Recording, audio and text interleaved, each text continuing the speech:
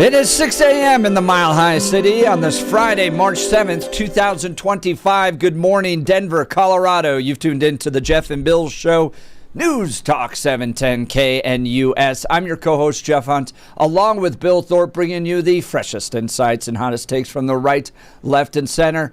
Congratulations. You just woke up in the greatest country in history. Donald Trump's your president. We're off and running. We got an entire show planned for you of engaging conversations, critical analysis, and most importantly, your phone calls and texts, because this is where Denver's voice is heard loud and clear. So grab a cup of coffee, Denver, and let's dive into the issues that matter most to you right here, right now. Phone lines are open. 303-696-1971, or text us on the Dan Caplis Law text line at 720-819-5115. Got some great guests coming up here. Corey Nelson's going to join us, former senior assistant attorney for the city and county of Denver, and talk about his time. If you were part of the show yesterday, you heard a brief glimpse of that. He had so much to talk about after years serving with the city and county of Denver. I invited him to come in today. He's going to join us in the 7 o'clock hour, 8 o'clock hour. His story, just presenting his story about why he was suspended for 3 days. Yeah. It's shocking. We're going to go over that again. It is ridiculous dealing with the rules about illegal immigration and people's status inside of the city. He was suspended for 3 days over a phone call. Yeah, so we'll talk about that.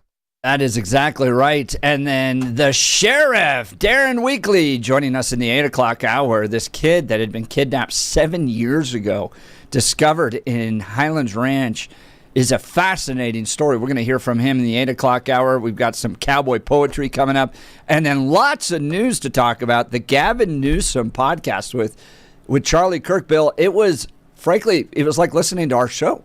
Did you listen to it? Yeah. There's something that wasn't. Yeah, I've caught pieces of it, but yeah. Yeah, absolutely. They go back yeah. and forth, but they do so in kind of a respectful manner. So very interesting. We're going to cover some aspects of that. Mayor Mikey's got a new idea to bring people down to Colfax.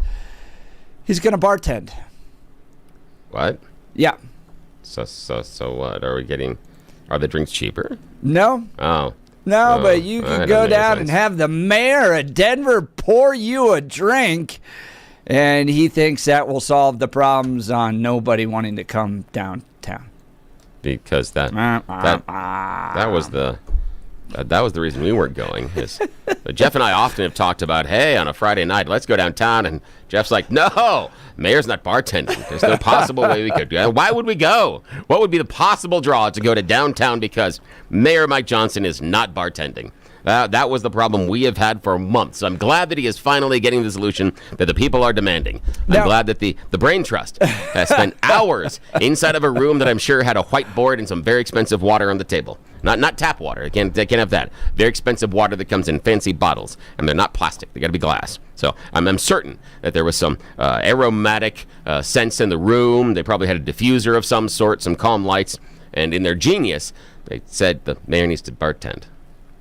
Yep. Okay. Now, Bill, great job. You and I haven't talked about this, but I want to pick that creative brain of yours because the mayor is going to be bartending, Bill. Oh, yeah. Yeah. We need to pull some jiu-jitsu on this and figure out a way to, overrun the place with conservatives and then order a very particular drink of some kind, right? We don't want to be rude to them, but I feel like if we know there's a place where he's going to be, maybe we should be there. Let's talk about it. Maybe we should be there. Let's talk about it. There may be something there. So we'll be covering this story. Speaking of people not going downtown, federal offices leaving the city of Denver over non-compliance with immigration laws. We'll be talking about that as well. So whole lots to cover. We need to hear from Blake, too. If you have an idea on what we should do now that Mayor Mikey's going to be bartending, give us a call, 303-696-1971. Or text us on the Dan Caplis Law text line at 720-819-5115. I just feel like this is a slow pitch over the middle of the plate. Yeah. And we just got to think through what exactly we need to do here. To the Grand Slam. Because we know exactly where he'll be. We know exactly what he's doing. And we could just have a lot of fun with this. Let's see what we can do with this. So in politics, this is called bracketing. And you do this to your political opponent in order to try to throw them off their game a little bit. And I've got a great bracketing story about the time that Barack Obama and Mitt Romney debated at DU. Okay, yeah, so remember that. Campaign manager sends me down there and he goes, Jeff, figure out a way to kind of mess with the Obama campaign to throw them off their game a little bit. Yeah. And all the college Democrats were in the middle of DU. And so they were having their little rally there. Yeah. So I get down there with my team and I'm like, which direction do you think Barack Obama's coming? Oh, okay. So we looked at the hotel, and you remember they closed off all of I-25 Yeah, they with did. the big snow plows, Yeah. right?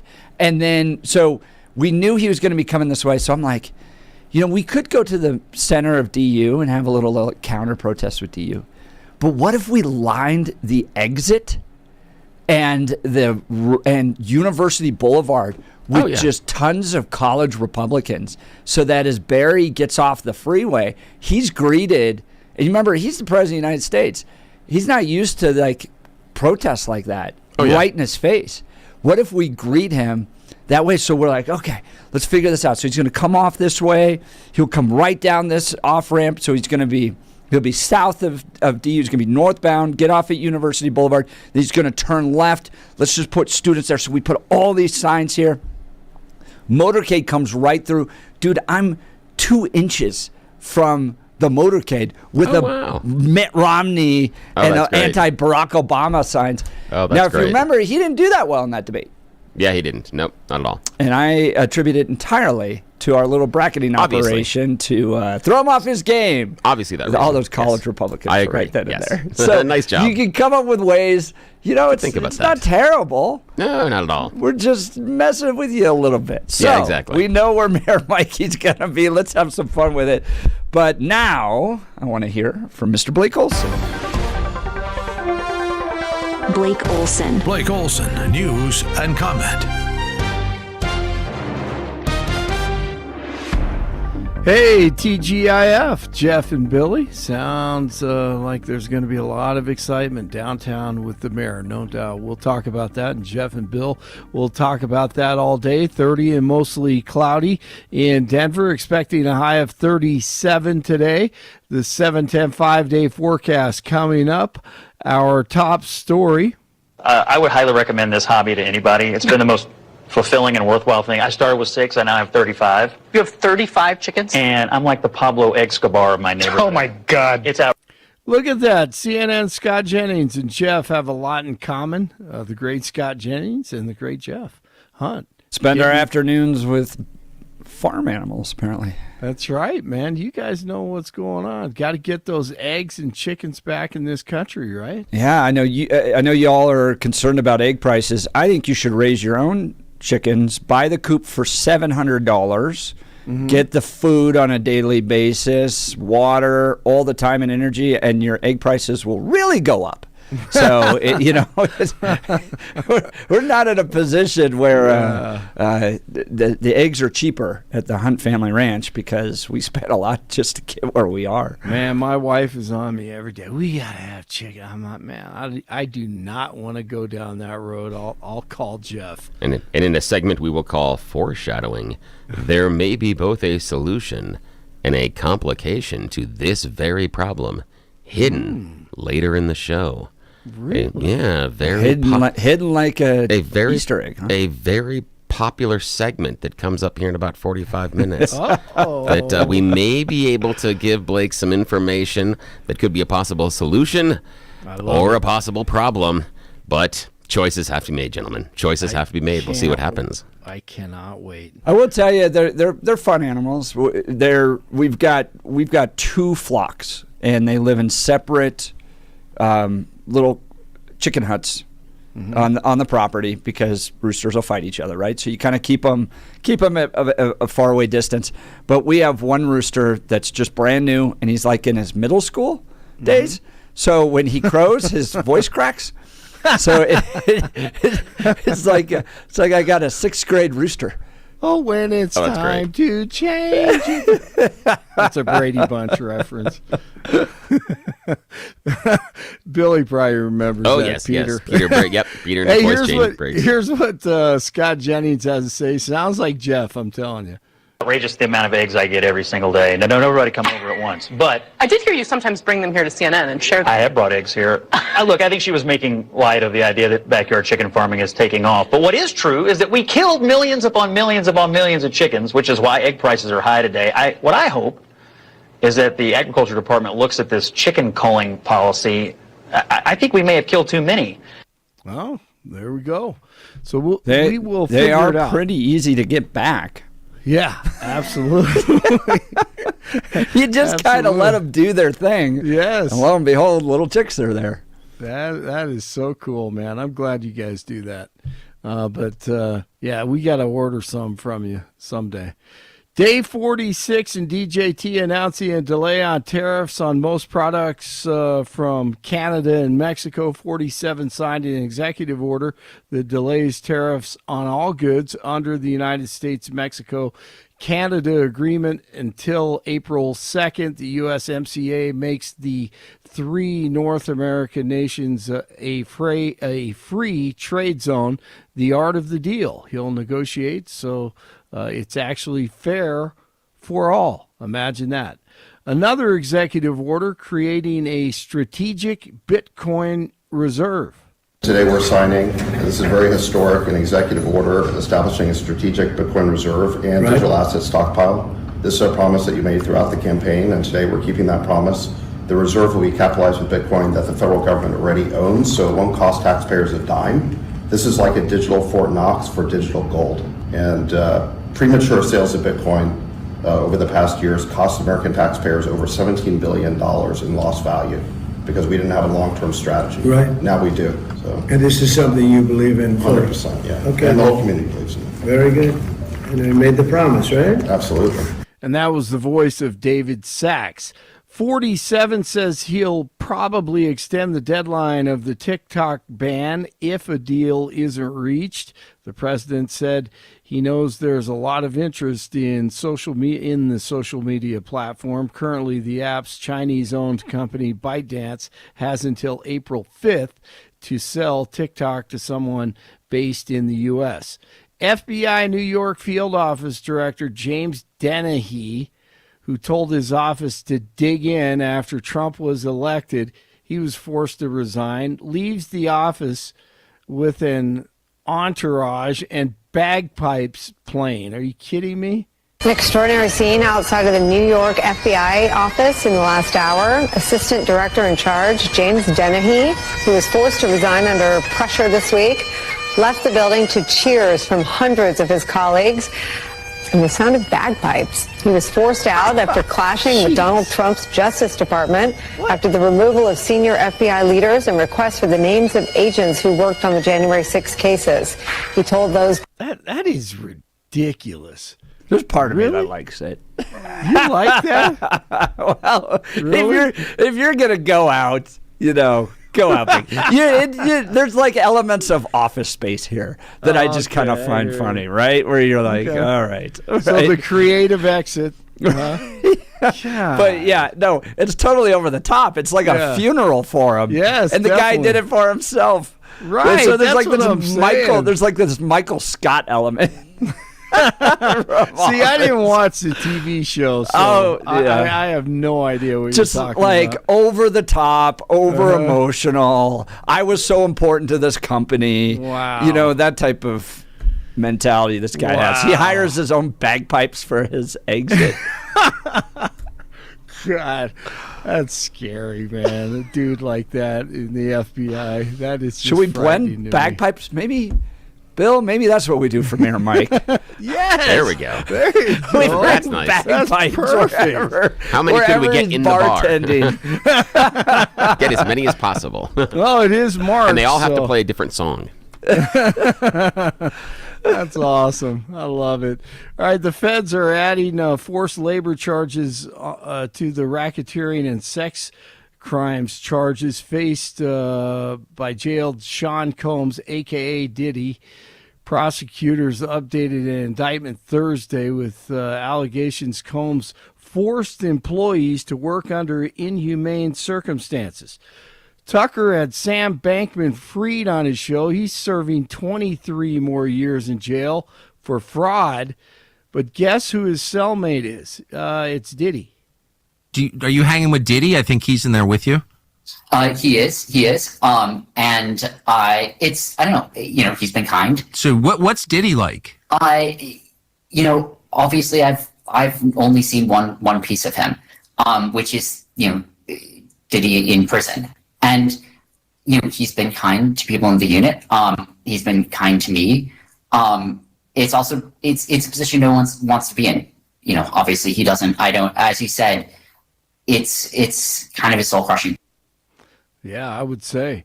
Hey, the surcharge Denver residents pay to maintain the 911 system could be going up. Denver 911 has asked the city council to increase the monthly surcharge from $1.20 to a month to $2.12. The 92-cent increase would go toward hiring more staff and paying for technology to improve response times. News brought to you by Lair Fireplace and Patio, Denver's premier source for everything fireplace and patio and grills, locally owned and operated since 1954, online at lairfireplacepatio.com. The Avalanche over the Sharks 7-3 last night, 27 in Lafayette, 29 in Sheridan, 30 in Denver. Jeff and Billy continue. I think Elon Musk is a rock star. The tofu crowd is mad, but when you trim fat, pigs squeal. That's just the way the world works. That's the law. Yes, it is. Blake Olson, News Talk 710 KNUS.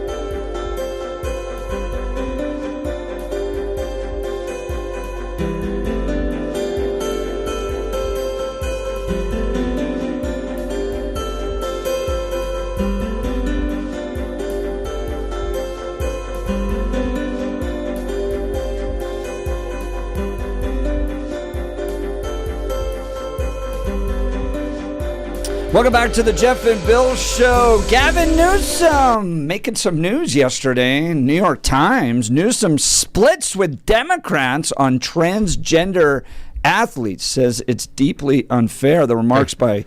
Before we get deeply into this, I got to raise a point really early because it's going to be kind of... Sometimes the points I raise are stupid, but this is just early on. How does the governor of California have a podcast? Because he has no more elections to run. I thought this too while I watched it. It's an hour and 11 minutes too. The bro took that time out of his day. That's my point right there. That's my point. You're running a state has an enormous economy, the largest economy in America, some of the largest in the entire world. So the LA city burned down, and you got time to take an hour out of your day to do a podcast.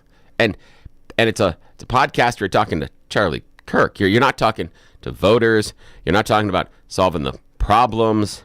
You're doing a broadcast. Yes, that's exactly right. And you're the governor. I'm sorry, but Governor Polis came out today and goes, here's my new podcast. I'm going to spend an hour each week just talking to people. Shut up. Go back to work. Just seriously, how in the hell does the governor of California have time for a podcast? I waste a lot of time, my free time during the day. Yeah. I'm not running a giant state. It's the 2028 election. That's what it is. Exactly, my friend. I'm glad that you got there. That is exactly the purpose. Yep. This is branding for the 2028 election because he's going to be the liberal California Joe Rogan. No, he's not. But that's the theory. And Democrats saw how Trump used Joe Rogan and the podcast world so well. Oh, yeah. Now they're jumping in early. What's fascinating, though, is his pivot to the middle is not just a little bit. No. It's not over a small little bit over time. It's like, today I'm a totally new person. It is palpable. It is. Yes. Yeah. If you would go back to his positions 3 years ago and look at him today, last week, it's not the same person. Like, the hell happened here? But, oh, well. Bro's got a bro. So, yeah, he did the podcast and with Charlie Kirk. I still, that's what stopped me from listening to it yesterday. I'm like, how in the hell does the governor of California have a podcast? To do this. I couldn't get far enough into that to go beyond that. Okay, go ahead. Sorry, what's my fault. interesting is it sounds a lot like this show. It does when I was listening to bits of it. Yeah. So and that's unique in this dynamic because I get criticism from my own side that I'm not. I'm sorry, but you're also welcome. Well, no, but that I'm not as vicious as I should be. Right? Like, you didn't pound him into the ground. Yeah. And I'm probably sure you get that from some of our text messages as well. Like, yes, and other people in my social circle. Right. Social media and stuff like that. Yes, I get those messages. Yeah. And what was unique about this conversation, which is well over an hour, is it's intense. Yeah. It's heated at certain points, and we'll play some of those clips, but it's not vicious. No. And that's a unique thing to strike in this political climate. And I often joke I'm in 2 marriages in my life. Oh, yeah, absolutely. I've got my wife that I'm married to, and you got to keep the peace in the home, you know? But I've also got you, and this show wouldn't last a week if it was always about winning debates. No, it wouldn't. And it wouldn't last for either one of us. Right. And because no one's going to go through that. Who wants to just... No. And frankly, people don't like listening to it. No. When you and I get, like, into the kind of mom and dad are fighting type of yes, that's exactly what I was thinking. That's exactly what I was thinking. People are like, I'm tuning out. Yeah. Because they don't want to hear it. No. So it's a very unique thing you have to strike when you try to do that. Oh, yeah, it's difficult. Yeah. And I thought they did a good job yesterday. Yep, they did. And now, again, I haven't listened to the whole thing like you did. I'm probably, I would say, genuinely 35 to 40% is about all I listen to. That's all I've got out of it. So I do not have the full breadth of the conversation. But yeah. You get a flavor of it. Yeah, I was impressed that it went that well. And it was that cordial. And they were able to create clash without creating, as you said, just an uncomfortable conversation. It was good. Right. So the big news, though, is that Newsom is splitting. I want to get to the transport, but this I got to talk about that. Like the book ban conversation gives you a flavor of what it's like. Okay. We dislike, for the record, but it's what feels like that sometimes. I mean, how about the book ban stuff? On a serious note, 4,240 books or titles, libraries and schools were banned in 2023. Is that not as a conservative? Well, it depends. I mean, like, I think we can both agree pornography should not be taught to 9-year-olds. Fair point. Okay, fair. So that's a book ban. All right. Well, there were some other books. Oh, no. Bill O'Reilly's that book was the banned. Moms for Liberty contention. Time out. Yeah. Like, I agree on Bill O'Reilly. The Moms for Liberty movement that you made a big thing of was just no porn to 10-year-olds. Yeah. We agree. So those books should be banned. Well, okay. So what we should do right now is every California school that has porn in their library should be kicked out. Does that include the Bible? Ban. Well, I wouldn't say the Song of Solomon is porn. No, but I mean, some have made that point. Is that a fair point? I don't think that's fair and as a at man all. of faith, and I deeply admire that about you. Thank you. Sincerely. Yes, but no, I mean, again, the Song of Solomon is rather risque. No, it's but what very we're talking so about good. in these books is not just the words; it's also the images. And again, your audience can look at the images themselves. Okay. It's highly graphic, but again, But it seems a banning binge. I mean, at next level, sort of cancel culture. But why do you think moms are doing that? Do you think it's because they want to have mind control, or do you think that they have come across incident of highly provocative material? I love moms, but this moms, I mean, we don't have to get into Moms for Liberty. It seems you brought up the book bans, though. I mean, deeply organized for a larger agenda, but that's my humble opinion. No, but let me just, kind of complete the point.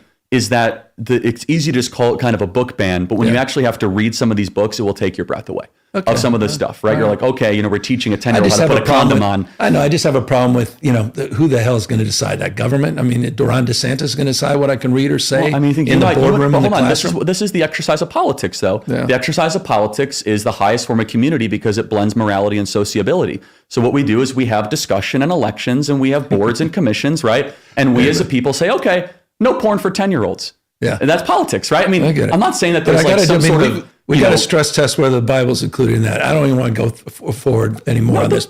No, it's tough, but this is this becomes a dialectic. I have heard a lot. I've never heard. That's interesting, though. It's a provocative. I don't mean to offend. Fair, again, I deeply don't mean to offend. By the way, Father Kaz would be offended with me. If you think the Bible's pornographic, but there's most of these books are quote unquote not pornographic. There's sections that can affect of images that are very violating to young kids. Some we would agree on that. But can I just say one other thing? If you want to learn, Governor, and I'm happy that there is a movement of moms that's growing where they feel as if our kids are being hypersexualized.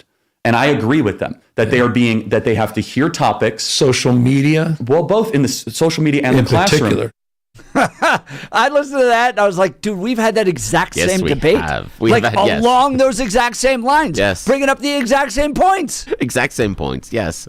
Yeah, who defines pornography? The Right. Bible The as far as Bible historical side of reference. it. Yes, exactly. And I felt Charlie missed the opportunity to go, the Bible, which has been the key book in shaping Western civilization, is not the same as pornography. He missed that argument line. But, the guy from the school district who goes in studio. Yeah, the same conversation. Same exact It is the same exact conversation. I found that fun, and what makes our show super unique. Yeah, so, that's really cool. It's rare that it happens out there, but these conversations are important, and it's hard to do it in a way that's respectful to other people. And we do it daily. Every day. Every day. I love the fact that I was accompanied by a giant sigh. That says so much more than anything else. I love you. You're the best. This is so much fun. Yeah, we do. So the big headline, though, was Gavin Newsom splitting on the transgender issue from Democrats. Even the New York Times picked it up. This was a surprise. Yeah. And this is Gavin Newsom getting ready for 2028. If you don't see what that is about, he's trying to personalize himself. He's trying to drop the deep left. Look, Kamala Harris did not win a presidential election, U.S. Senator from California. And if you remember, Kamala Harris was San Francisco, and then the Attorney General of California, then Senator. So the message that was sent in 2024 was, you're too far to the left. Yeah. If you're in leadership in California right now. So you got to tack to the middle. Yep. And what was the one of the issues that resonated the most, not necessarily being a voting issue that we heard post-election in some of the exit polls and some of the follow-up polls afterwards, but a layer below what people's top issues were, the thing that she was branded with the most was the transgender issue and her position on it. So while they disagreed with her on immigration and the economy, the personality characteristics and her belief system was defined there. And that became a no-go for many, many voters. And Gavin Newsom is trying to get ahead of that so that he doesn't have to go back like Kamala did in the for the previous years jungle primary when she was going through the primary, and she said something that was super lib because she was trying to be the super lib that was trying to win the Democrat nomination at that time when Bernie Sanders was running in front of everybody else. So she was trying to outlib Bernie, and it came back and bit her. And so Gavin is trying to do the same CIY, but 180 degrees, and it's great to listen to. And I want you to note that Gavin Newsom, essentially, from my perspective, you can correct me, Bill, but he embraces your position on this. Yes, yeah. Which is, it's not a fair thing for girls to have to deal with a dude in these competitive sports. Yeah. And at the same time, he feels deeply about how we treat people that are transgender, which is a personal issue for you. And I would go one more step and say it is also not fair to tell these trans athletes that you can't compete. But it doesn't mean that it's okay. That we can acknowledge that we are cutting this group out of this ability to participate in this group of sports against biological females. And that is not fair to them, but this is the thing that we are going to do right now. And we can make those accommodations. And the thing is that I would submit that it is my thing that I have a big heart about treating them fairly and honoring them as an individual and a person. That if we acknowledged, yes, we understand that isn't fair, that is treating them more as a human and more as a person and acknowledging who they are than by even allowing them to compete in sports. I would say that you're treating them fairly. You're saying, no, this is not something we're going to do. We understand it hurts. We're taking away that opportunity, but this is what we feel. And it's also not fair to the biological girls, 110%. It's not. So this is Gavin Newsom, Charlie Kirk discussing trans sports, making all the headlines, including New York Times. On social media. What are the videos? What are the ones that I don't know, most this cringy? like harmonious thing of like 22 senators all saying the same You thing. didn't like that, yeah. I didn't like it. What do you- go ahead, go do more of that. What do you do? Please. What do you do? Seriously, Charlie Kirk, give us some Get advice. better ideas, Governor. Is Like, it for ideas? example, I mean, like, if you want to, like, you have an opportunity to, like, run to the middle and seize this mantle. Obviously, you're talking to me of all people. Yeah. So, like, you right now should come out and be like, you know what?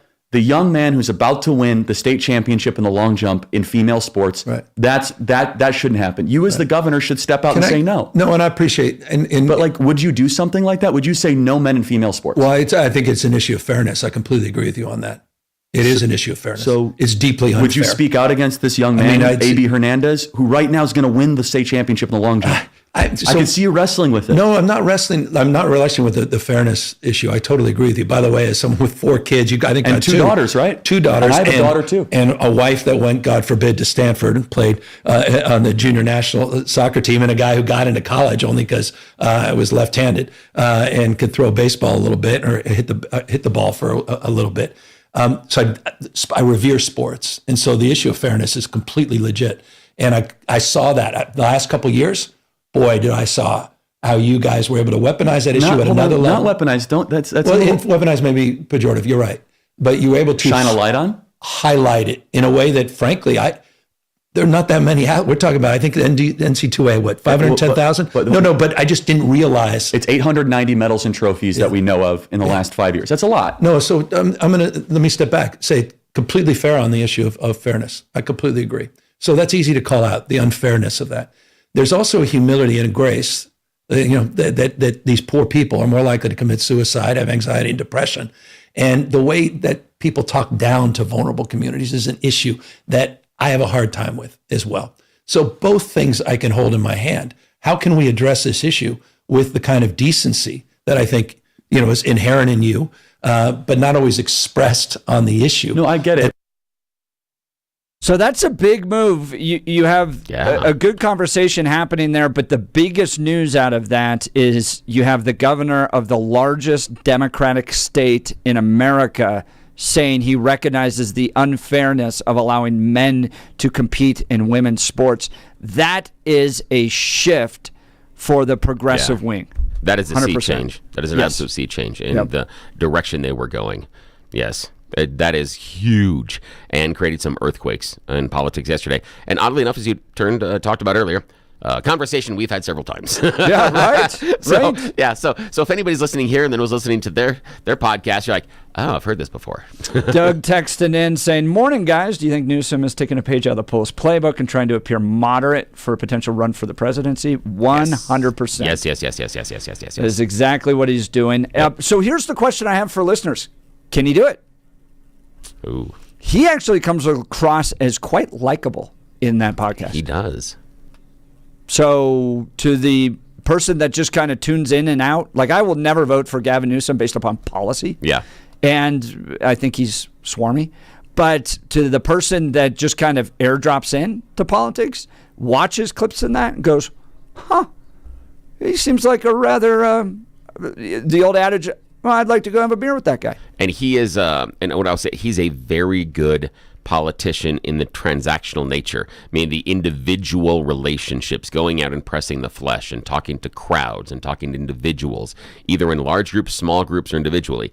He is very, very good at that. He is a very persuasive communicator and has enough charisma and enough of the good looks in order to endear himself to someone that is either a passive viewer of politics or someone that is malleable, someone that isn't necessarily identified on either side. And that's what he's shooting for. He is shooting for that. That is exactly right. So can he achieve it? Would you vote for Gavin Newsom over Jared Polis if it was a Democrat primary? Or is this guy so far in the tank you don't buy it? He's just a progressive. He's trying to change the color of his feathers in an effort to win an election, and you never vote for him. Join the conversation, 303-696-1971, or text us on the Dan Caplis Law text line, 720-819-5115. And what do you think of Charlie Kirk going on the podcast? Smart. I know that Chris DeGaulle earlier than us said he didn't think it was a good idea. I thought it was a bad move. Said that Kirk did a very good job, but was a mistake, and said that if Stegall was offered the opportunity, he wouldn't go. And I think that is a mistake. I think this is absolutely what Charlie Kirk should have done, and he acquitted himself very, very well. The conversation was good because of how he approached it.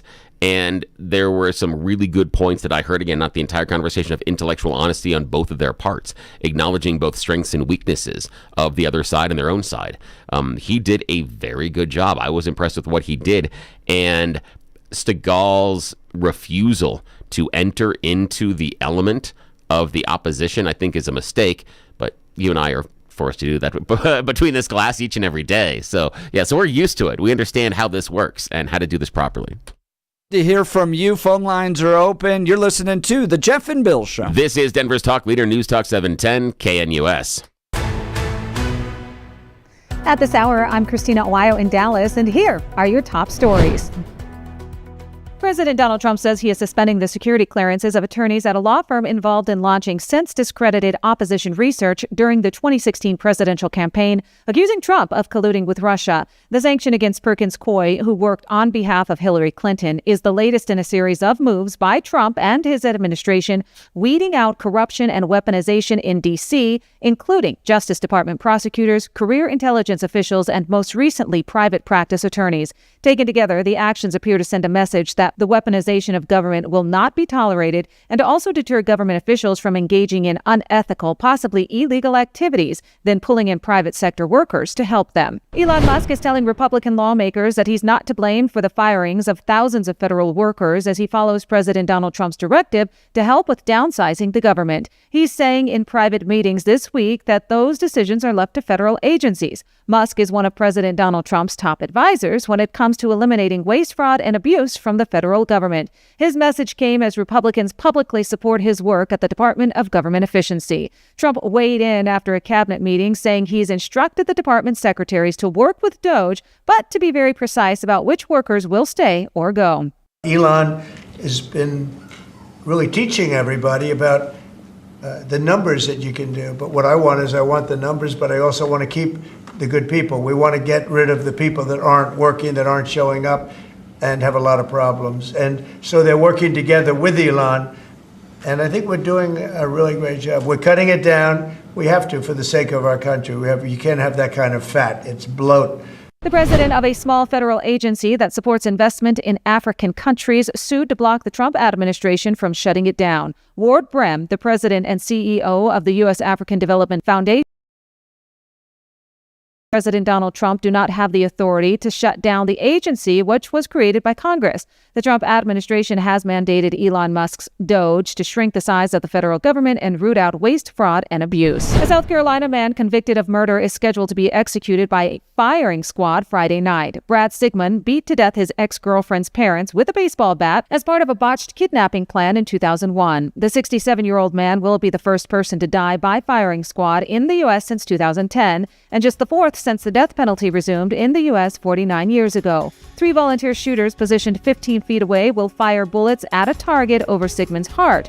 The distance is the same as that between the free throw line to the backboard on a basketball court. That's what you need to know at this hour. In Dallas, Christina Ohio, Salem News Channel.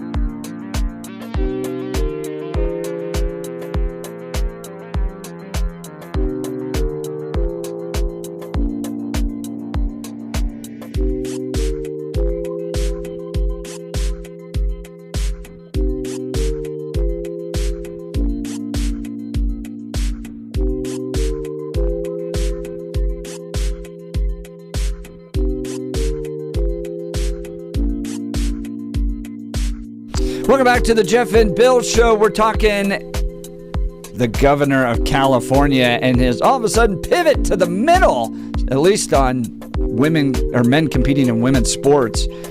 Lots of text messages coming in on this one. Jason in Denver, it's refreshing to see a high-profile conservative radio host and liberal politician have a thoughtful, respectful discussion. I'd like to see more of that. Yeah, it's a good podcast. I mean, it's a lot of like what we do here, so I found it. Yeah, it is. Very, very cool.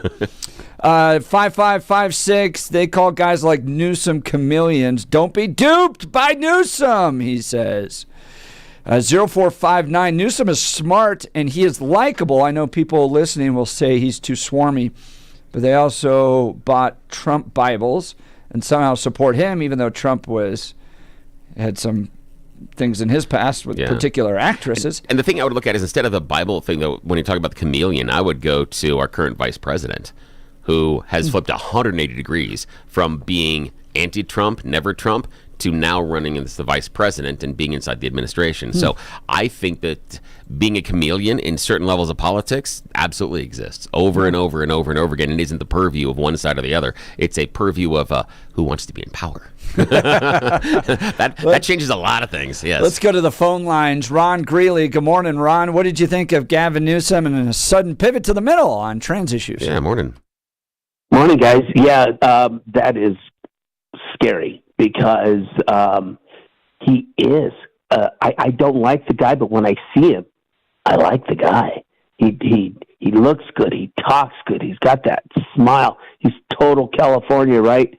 Prince of Evil is just like that, isn't he? Real handsome, can tell you everything you want to hear, and in reality, there's ulterior motive. And that, Ron, you're right. That smile, you're right. That was one of the things. I only had one time where I was in the same room with Clinton, and Clinton, I didn't get it until I was in the room. Like, oh, okay, you can almost feel the charisma that radiated off that man. I'm not taking a position on his politics saying he was a good or a bad president. What I'm saying is, dude had something, and I got it. And he had that smile. What you're talking about with Newsom, he had that smile that somehow disarmed you, and it was ridiculous to see in person. It's just guys, crazy I just to don't watch. see it. It creeps me out. And you're right. Oh, I'm sure I get it. Yeah, you're right as far as Bill Clinton too, because I mean, I was like, oh my gosh, look at these two. Between him and Al Gore, it's like, oh my gosh, these guys are awesome. And well, it is what it is, right? Ron, so, I'll point this out. Doug texted this, and what's the old saying? Don't pay attention to what they say, pay attention to what they do. Yep. And Doug saying I couldn't vote for either Polis or Newsom. Ron, great call. We've got You Choose the News coming up. You're listening to The Jeff and Bill Show. This is Denver's Talk Leader, News Talk 710 KNUS.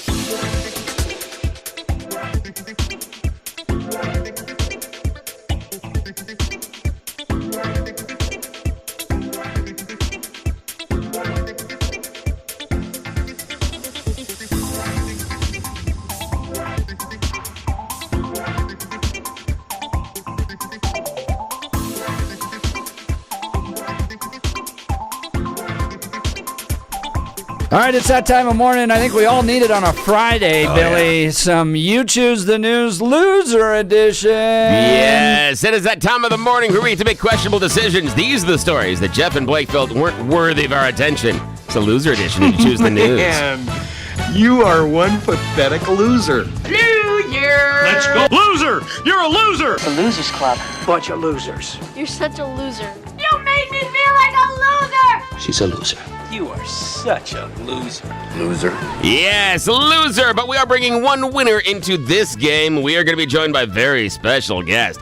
Senior Assistant City Attorney in City of County of Denver, Corey Nelson, will be making one of our choices this morning. He will get choice number 3. So these are the stories that Jeff and Blake ignored, felt were unworthy. You know, Bill, shouldn't listen to it's kind of like when we were in high school and the cool kid came to hang out with us, and we were the losers in the cafeteria, and all of a sudden, the star football player. Yeah, I know. Like, all of a sudden, we're cool. Hey, you want to grab some lunch? Yeah, he's hanging at our table. It's kind of neat. For one day, nobody's going to steal my brownie. So it'll be good. We're okay. We're good with this one. Alrighty. Now, gentlemen, here are your choices this morning. And we did have a hint earlier of one piece of subject matter early on in the show if you were paying attention. There is an Easter egg hidden here.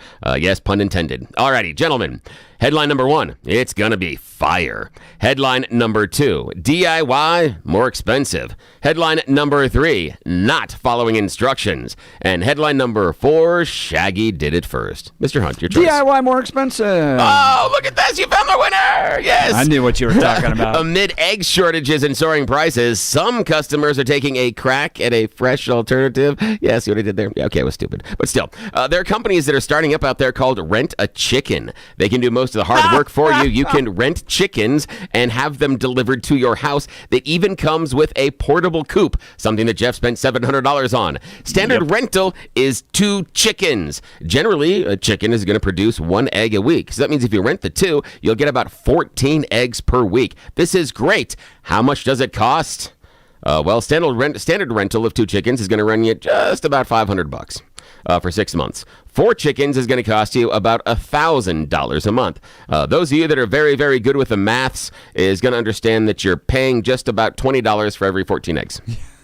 More expensive than you have in the store. Nice. And you got to do all the work. Yes, you have to do all the work. You have to clean them up. But again, the chickens producing the eggs at the end of the day are going to cost you more in your backyard than even if you're paying the high prices at the store. Yes, that's going to help you out in a little conversation you'll have this weekend, Blake. Just letting you know. Man, yes, thank you for that information. You are welcome. And again, the math really is it doesn't matter if you're racing them yourself or if you rent them. It's going to run you about $20 for every 14 eggs, or $20 for every 14 eggs. Yeah, man, that's good stuff. Thank I know. you for the ammo. You are welcome. See, every once in a while we also get to learn. Yes. It's infrequent, but still. It's amazing. Yes. Alrighty, Blake, your choice, sir. It's going to be fire, not following instructions, or Shaggy did it first. Fire. Yeah, it's going to be fire. Hey, a bunch of idiots have already bought tickets to the second annual Fire Festival, the one that went off so well the first time it never actually existed. I love that documentary. Yes, and so now they're coming back and they're going to see how many stupid people are willing to buy tickets for round number 2. They are already purchasing tickets despite the fact that they have no venue. Now, while the scammer that went to jail over the first festival is saying he has secured a venue in Mexico, the government in the area says we have no idea what this loser is talking about. He says nothing has been secured. Nobody's signed any contracts. There are no performers, but people are buying tickets. Yes, P.T. Barnum was right. Funny. Yes, yes. So, all right, we got to get to Corey here. And Corey Nelson, final choice this morning, sir. Special guest, not following instructions or Shaggy did it first. What I'm best at, not following instructions. Not following instructions. Yes, police are appealing for help from the public after some people weren't paying attention to the sign they stole from a church in England.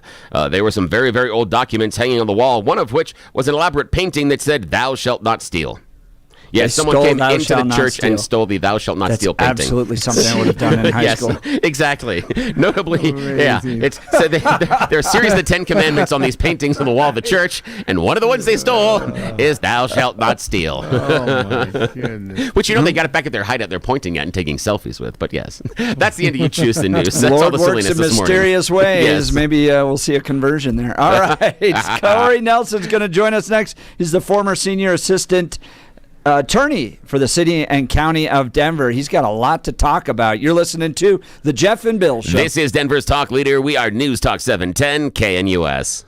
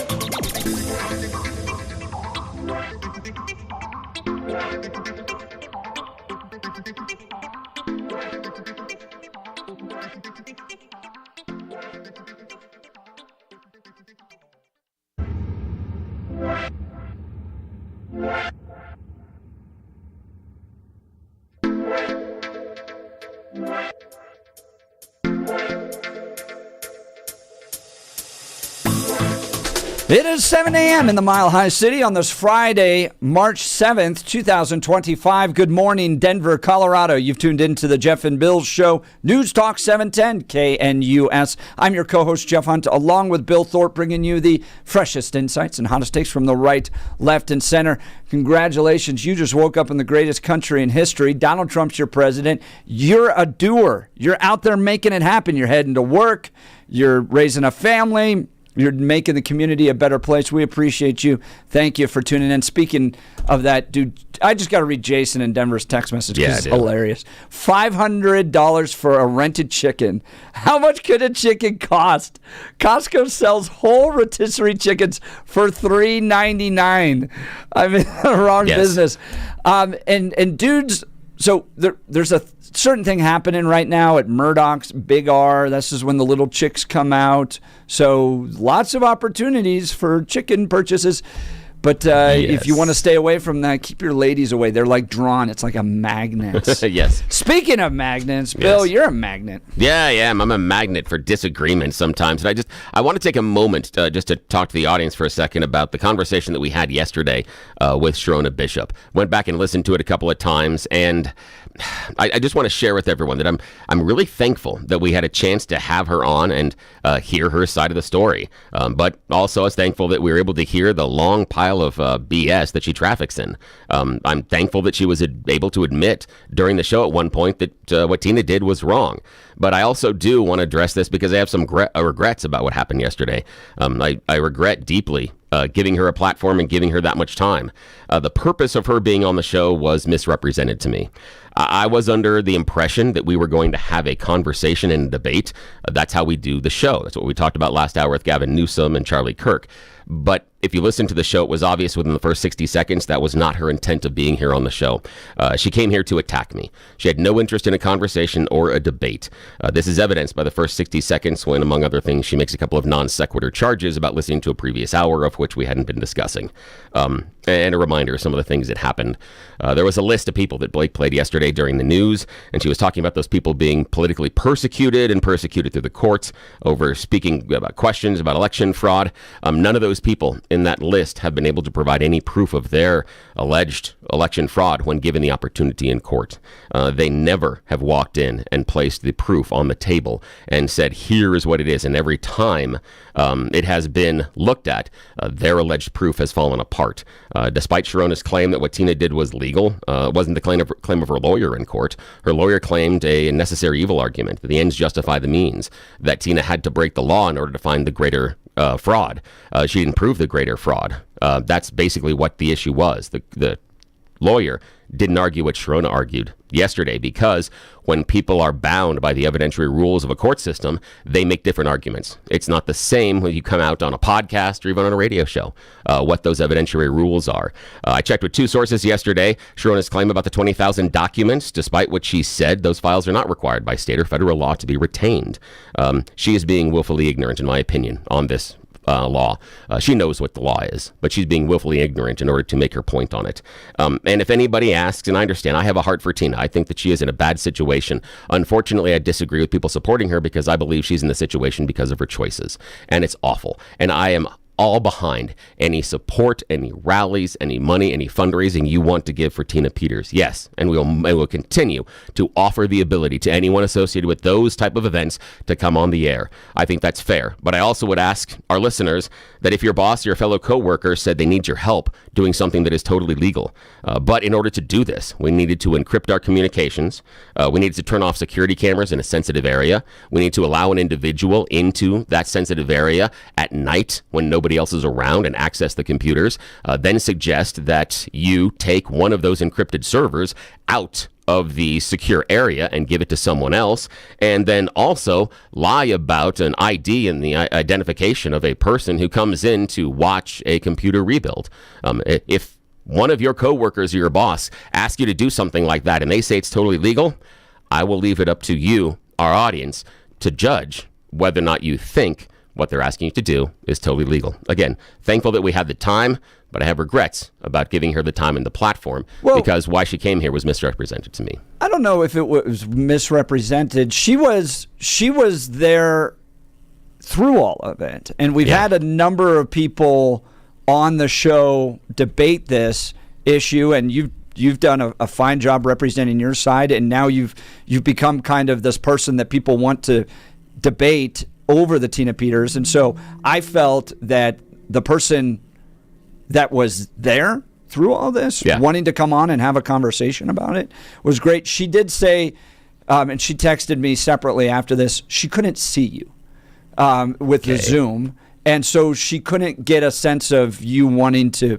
either step in or have a conversation. That was her perspective. She said if she had known that, this is just her, and I'm just communicating what she sent to me, but she said if I could have seen him, I would have known that he was trying to get a word in. Yeah. The issue to me is that I understand, and again, I'm just saying that it was misrepresented, the purpose, and she's fine to have a conversation and debate, but go back and listen to the first 60 to 120 seconds. That's not how it started. That's not how she came on. That's not where she led. That wasn't her purpose and intent of the communication. The purpose and intent of the communication was to attack me. And I'm perfectly happy to have the conversation, to debate on the subject with anybody at all. That's fine and it's fair. And I'm happy to defend where I am in my positions, and I'm happy to admit that when I'm wrong. But if you go back and all you need is the first 120 seconds of that comment, of that conversation, it is obvious she is not here to have a conversation or a debate. She came here to attack me. And I regret giving her the space and the platform to do that. That was a mistake that I will not be making again. Not saying that people that have that position aren't allowed on the show. Yeah. I'm just saying that I am not going to make that mistake again. And that's it. I just appreciate the time. All right, there you go. All right, well, coming up, we're going to pivot now. We've got Corey Nelson live in studio, former senior assistant attorney of the city and county of Denver, 34 years with them. He's got some particular insights. In one case, even putting a letter together that he sent to Representative Lauren Boebert about some of the city's sanctuary city policies. You're not going to want to miss about how this he was conversation. suspended, with the reason and why he was suspended. This is going to be shocking. It dropped my jaw yesterday when he shared it with us. We Not going to want to miss this conversation. But now it's time for Blake Olson. Blake Olson. Blake Olson, news and comment. TGIF, and thank you, Jeff and Billy. 29 and mostly cloudy in Denver. Expecting a high of 37 today. The 7-10 5-day forecast coming up. Our top story, a nearly 1 month tariff delay on most products from Canada and Mexico is being announced. DJT signed an executive order Thursday that delays tariffs on all goods under the United States-Mexico-Canada agreement. The USMCA makes the three North American nations a free trade zone. And the crook, Justin Trudeau, just crying to his constituents on Thursday. On a personal level, I've made sure that every single day in this office, I put Canadians first, that I have people's backs. And that's why I'm here to tell you all, we got you. Even in the very last days of this government, we will not let Canadians down today and long into the future. Yeah, that guy. 47 says he'll decide if he's going to revoke the protected status for Ukrainian refugees soon. There were mixed reports Thursday about whether Trump would strip 240,000 Ukrainians of their temporary legal status in the U.S. Trump said that he's not looking to hurt anybody, and he'll be making a decision on the matter in the coming weeks. Excuse me, Blake, just for a sec here. I just have to admit, I was doing something else for a second, and I tuned back into the show there, and the portion that you were on was, and Trump is going to strip. And hang on, wait. I just want to share the visual there. I came in the wrong portion of the conversation there. Yeah, I had to share that. I'm just like, hang on. That's funny. Yeah, that happens to me all the time on this show. I turned you and Jeff up for 10 seconds. I'm like, what? Yes, what the hell happened? What happened here? Okay, I'm sorry. I had to interrupt. That was just the strangest thing for me this morning. Thank you. Man. All right, continue. I'm sorry. I appreciate it. I actually turned up one of your callers last hour, and he's going, I just love looking at nuisance. Yes, yes, exactly. I'm like, dude, what is going on? What is this? Yes, exactly. DJ T talked a little about messy NBC and the two anchor clowns. Worse than CNN is MSDNC, which is the worst. And the good news is very few people watch them anymore. They have lost such credibility. And frankly, what Nicole Wallace said, I've never been a fan of hers, and she's not very talented. But I'll tell you, what she said the other day about that young man is disgraceful. She should be forced to resign. And Rachel Maddow should be forced to resign. Nobody watches her anyway. I don't know if it's not possible they pay her as much money as I hear, but certainly she's lost all credibility. USAID did, though. More freaking corruption exposed. John Podesta and the EPA ripping off $375 billion using a slush fund under the Biden administration. WTF, it is endless. Jeff and Bill talked about California Governor Gavin Newsom and his podcast with Charlie Kirk. Newsom trying to look moderate. What a fraud. But his son speaks for a lot of young people in this country. Last night, trying to put my son to bed, he's like, no, Dad, what time? What time's Charlie going to be here? What time? And I'm like, dude, you're in school tomorrow. He's 13. He's like, no. This morning, wakes up at 6 something. He's like, I'm coming. I'm like, Craig, he literally would not leave the house. Did you let him take off school? No, he did. Of course not. He's not here for a good reason. But the point is, you canceled school for like 2 years. Once one day. The point is great one. He would have learned a lot more if he would have gone to the podcast, though, because Charlie was there. Representative Al Green still crying after getting booted out during DJT's speech 2 nights ago. My intentionality was to walk out. I gathered my coat, I had my cane, and I was going to make my departure. But as I was doing so, the president had just made his statement about having not a landslide, but having a mandate. And I was caught up in the moment. I didn't go to do what I did. I was caught up in the moment, and I turned and I said to him, you don't have a mandate to cut Medicaid. And he's getting his articles of impeachment all ready to go, Al Green. South Carolina inmate will be put to death today unless it's stopped by Governor Henry McMaster. This evening's execution of Brad Sigmund will be the first ever by a firing squad in South Carolina in modern history. I don't want to laugh at this, but if you're going to go out... I just did. What the hell of a way to Corey did with a cigarette in his mouth?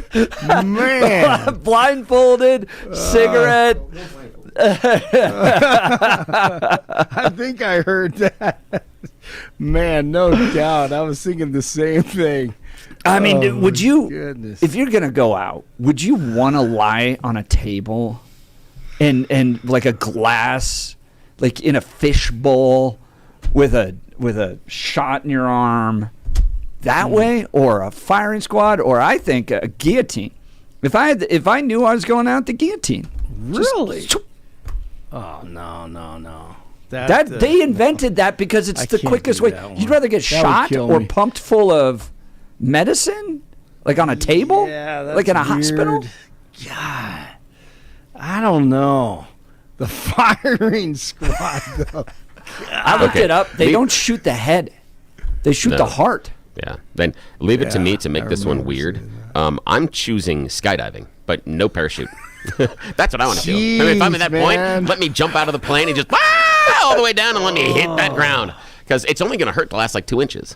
Until then, it's going to be a great view. I'm just saying that if I get the choice, I'm doing skydiving to parachute. But again, I'm wired a little differently.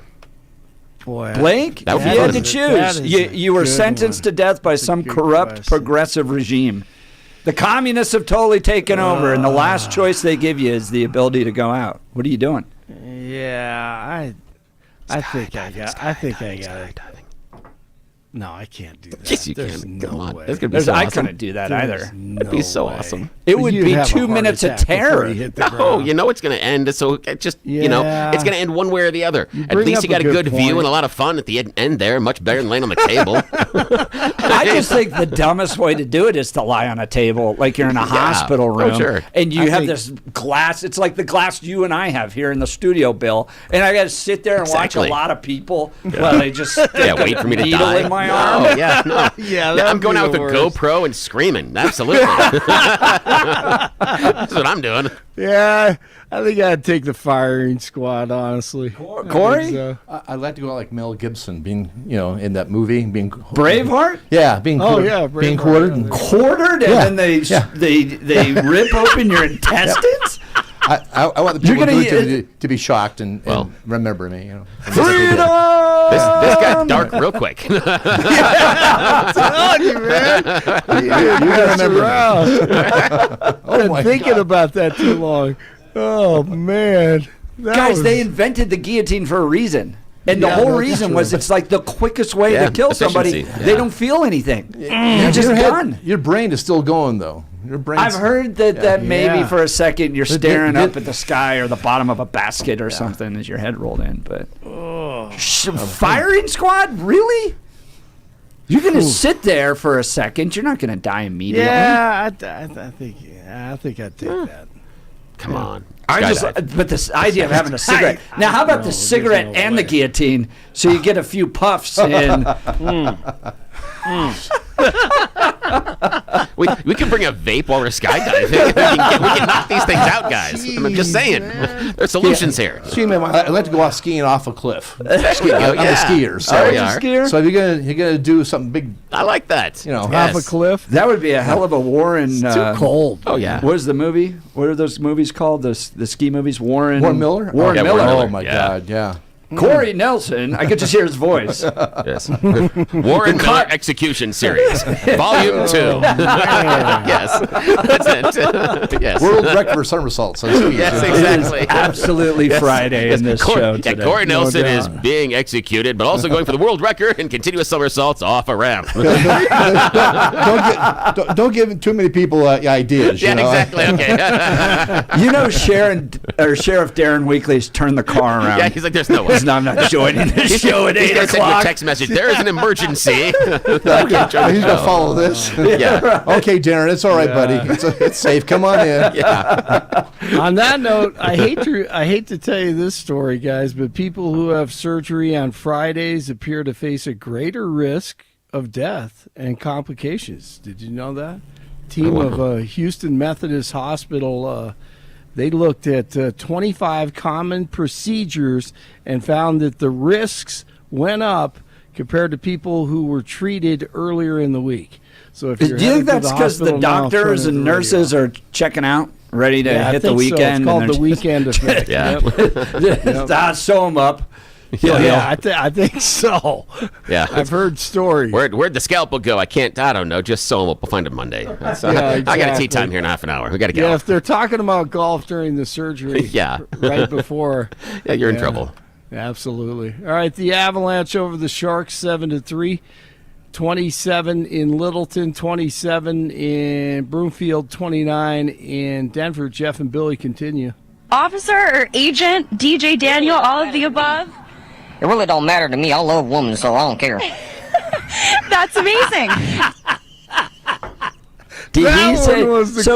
She's asking him what he wants to be called, and he goes, I don't care. I just love women. Yeah, basically that's what he said. 13-year-old. And then he hugged her, man. It was awesome.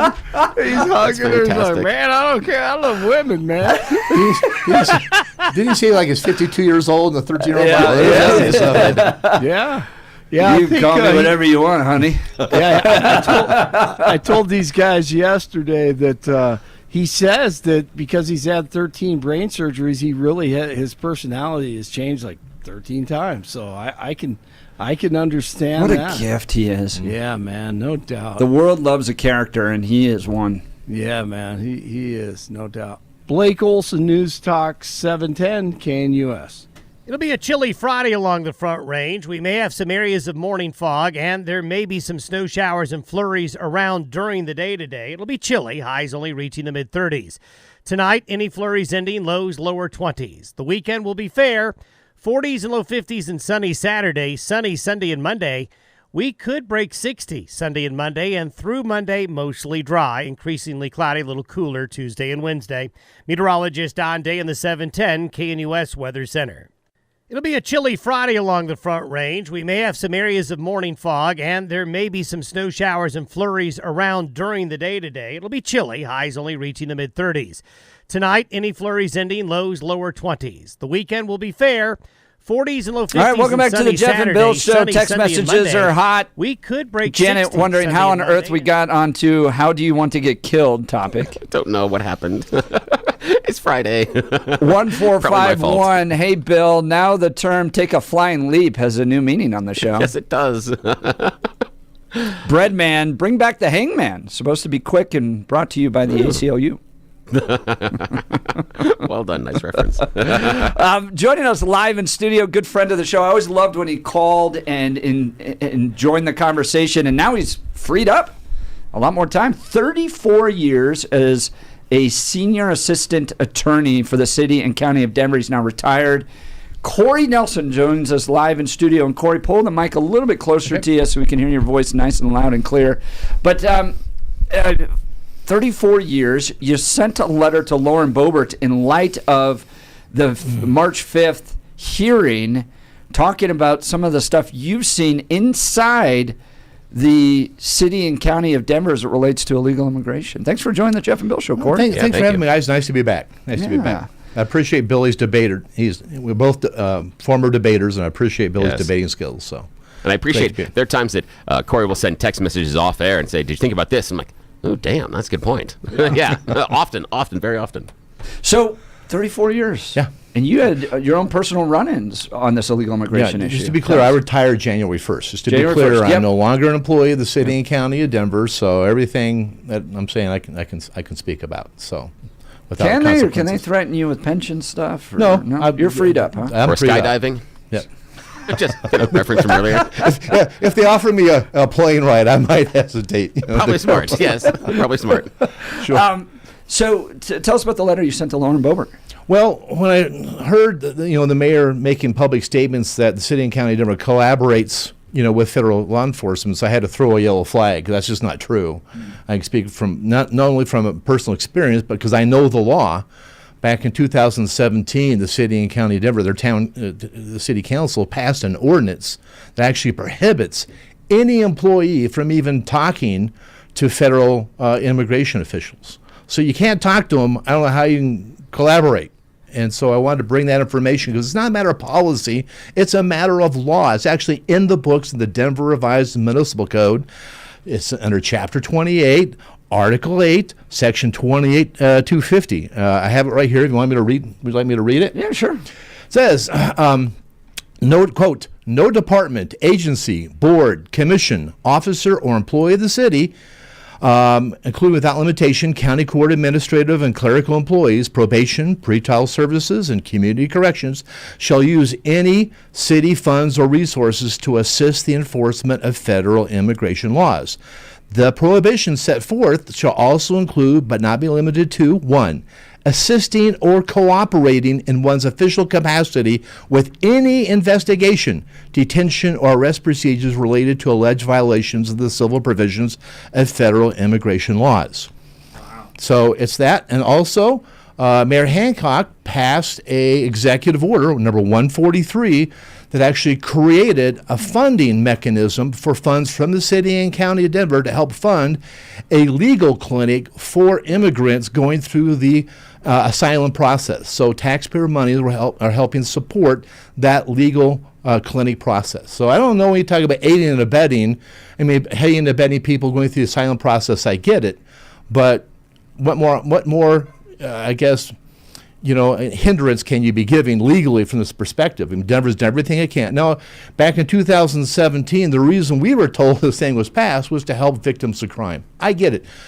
I was a prosecutor for 34 years. That's what I did. And I prosecuted dozens and hundreds of domestic violence cases.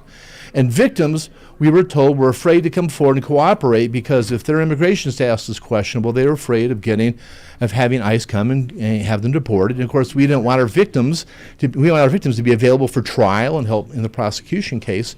So that's the reason why we were told this ordinance was passed back then. But you can see how it's gone crazy. Yeah. Well, now, the mayor responded to this line of questioning, particularly from Lauren Boebert, and I think your letter probably helped inform Representative Boebert on this, but going, look, we coordinate on once there's a warrant, a criminal warrant, we're there to help out. Well, I mean, again, I think she's right talking about what about before a warrant exists and what about anything else? I mean, again, I got caught up in my situation. I was suspended for 3 days because I merely had a conversation with an investigator from Homeland Security. Would you like me to tell that story? Yeah. I'd love to. Okay. Yeah, this is interesting. Well, one of the impacts, we can get into this more, when the mayor talks about how, this influx of immigrants aren't creating more crime, our crime rate's down, that's a misnomer, and it's distracting. What he's not telling you and telling everybody is the fact that all those millions of dollars that they're putting for immigration services for immigrants has to come from somewhere, and they come from agency budgets. So in my office, where I worked at in the prosecution section, we had many vacancies of prosecutors, victim advocates, and paralegals through natural attrition. We could not fill those. We had vacancies for months and months that could not be filled, and that affected our ability to prosecute criminals in court, all types of crimes.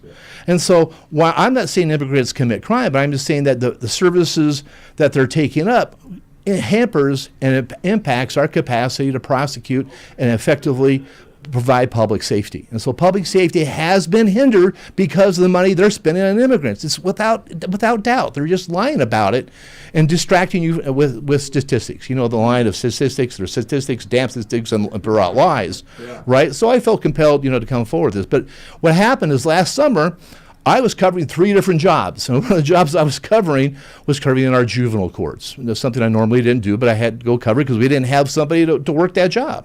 And I received a phone, and there was a case involving a juvenile. I won't mention his name, but he was an immigrant, lawful immigrant from Africa, and he had already been kicked out of a county from France because of his behavior problems. And his family reached out to some long-distance relatives here in Denver, and they agreed to host him. And so he got his visa, a student visa, and unfortunately, his hosts became his victims. Not victims of violence, but victims of property crimes. He didn't get his way. He would destroy their house. The host family was desperate. They couldn't get him to behave. He had a sense of entitlement. They couldn't get his behavior corrected. They didn't know what else to do. So his mom told me that she was going to call Homeland Security.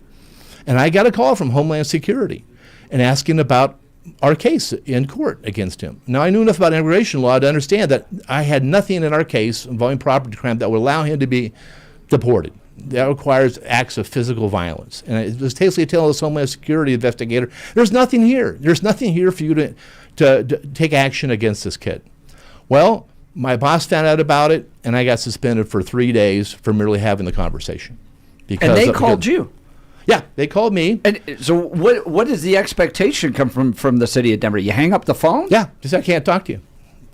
I can't talk to you. We had the training back in 2017, this ordinance, and this just didn't connect. At the time, it didn't connect to me because I was thinking about that ordinance dealing with, victims of domestic violence, adults, people here illegally.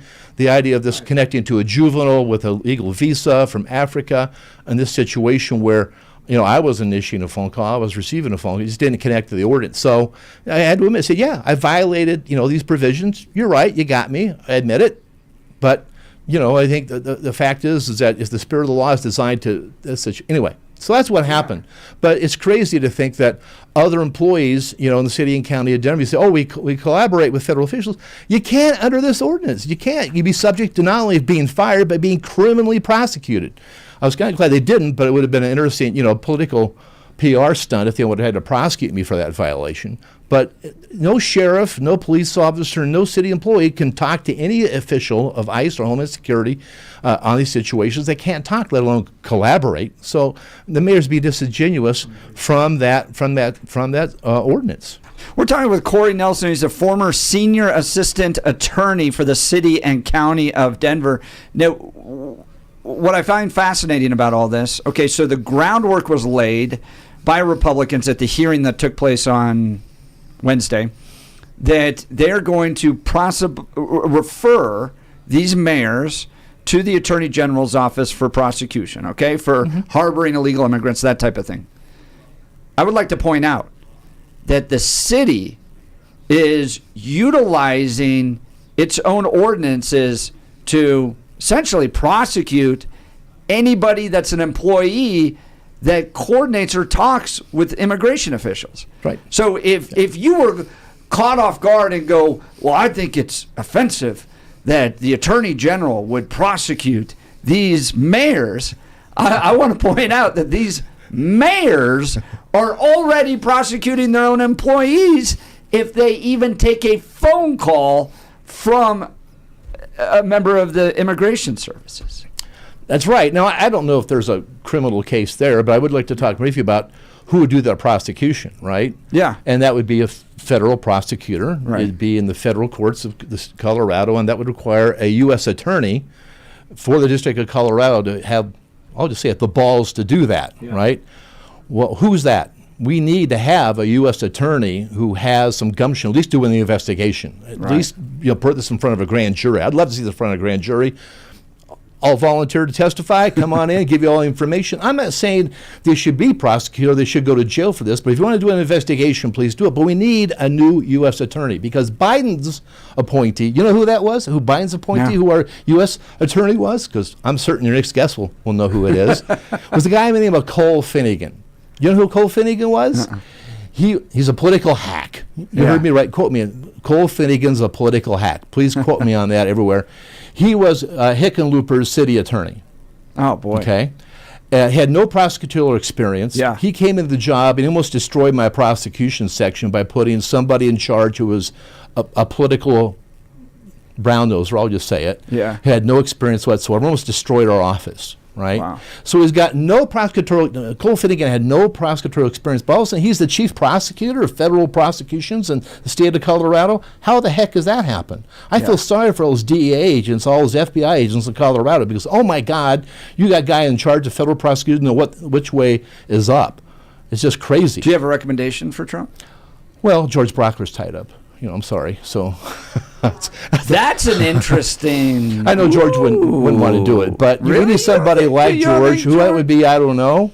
But I just certainly hope that Representative Beaupert and our Republicans, to get something moving on this quickly and get somebody in charge here in the District of Colorado at the federal level to maybe put this in front of a grand jury. Let's get the truth out there. What's really happening? We're talking with Corey Nelson, former senior assistant attorney of the city and county of Denver. We're going to continue our conversation. You're not going to want to miss it. You're listening to The Jeff and Bill Show. This is Denver's talk leader, News Talk 710 KNUS. At this hour, I'm Christina Ohio in Dallas, and here are your top stories. The CIA is laying off some recently hired officers as President Donald Trump's efforts to downsize and reshape the federal government take hold. The CIA said that it is reviewing personnel hired within the past 2 years and that officers whose behavior or suitability make them a poor fit for the agency will be let go. The agency won't say how many staffers are expected to be fired in total, but the cuts are part of a sweeping job reduction at agencies across the federal government. While intelligence agencies have been spared the deepest cuts, they haven't been immune. Some agencies, like the USAID, have been largely dismantled. In February, the CIA offered buyouts to some employees. Trump's recently confirmed CIA Director John Ratcliffe has promised to overhaul the agency and return its focus to human-gathered intelligence. We want them to keep the good people, and so we're going to be watching them, and Elon and the group are going to be watching them, and if they can cut, it's better, and if they don't cut, then Elon will do the cutting. President Donald Trump says he is suspending the security clearances of attorneys at a law firm involved in launching since-discredited opposition research during the 2016 presidential campaign, accusing Trump of colluding with Russia. The sanction against Perkins Coie, who worked on behalf of Hillary Clinton, is the latest in a series of moves by Trump and his administration, weeding out corruption and weaponization in D.C., including Justice Department prosecutors, career intelligence officials, and most recently, private practice attorneys. Taken together, the actions appear to send a message that the weaponization of government will not be tolerated and to also deter government officials from engaging in unethical, possibly illegal activities, then pulling in private sector workers to help them.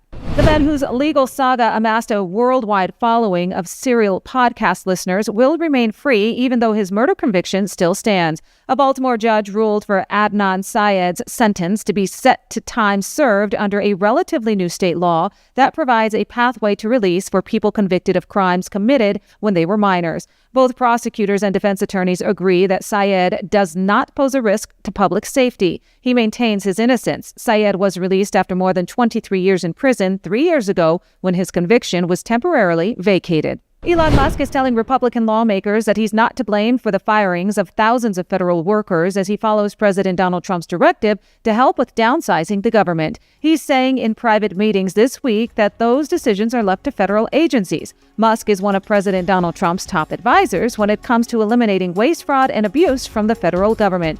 His message came as Republicans publicly support his work at the Department of Government Efficiency. Trump weighed in after a cabinet meeting, saying he's instructed the department secretaries to work with DOJ, but to be very precise about which workers will stay or go. In Dallas, Christina Aguayo, Salem News Channel.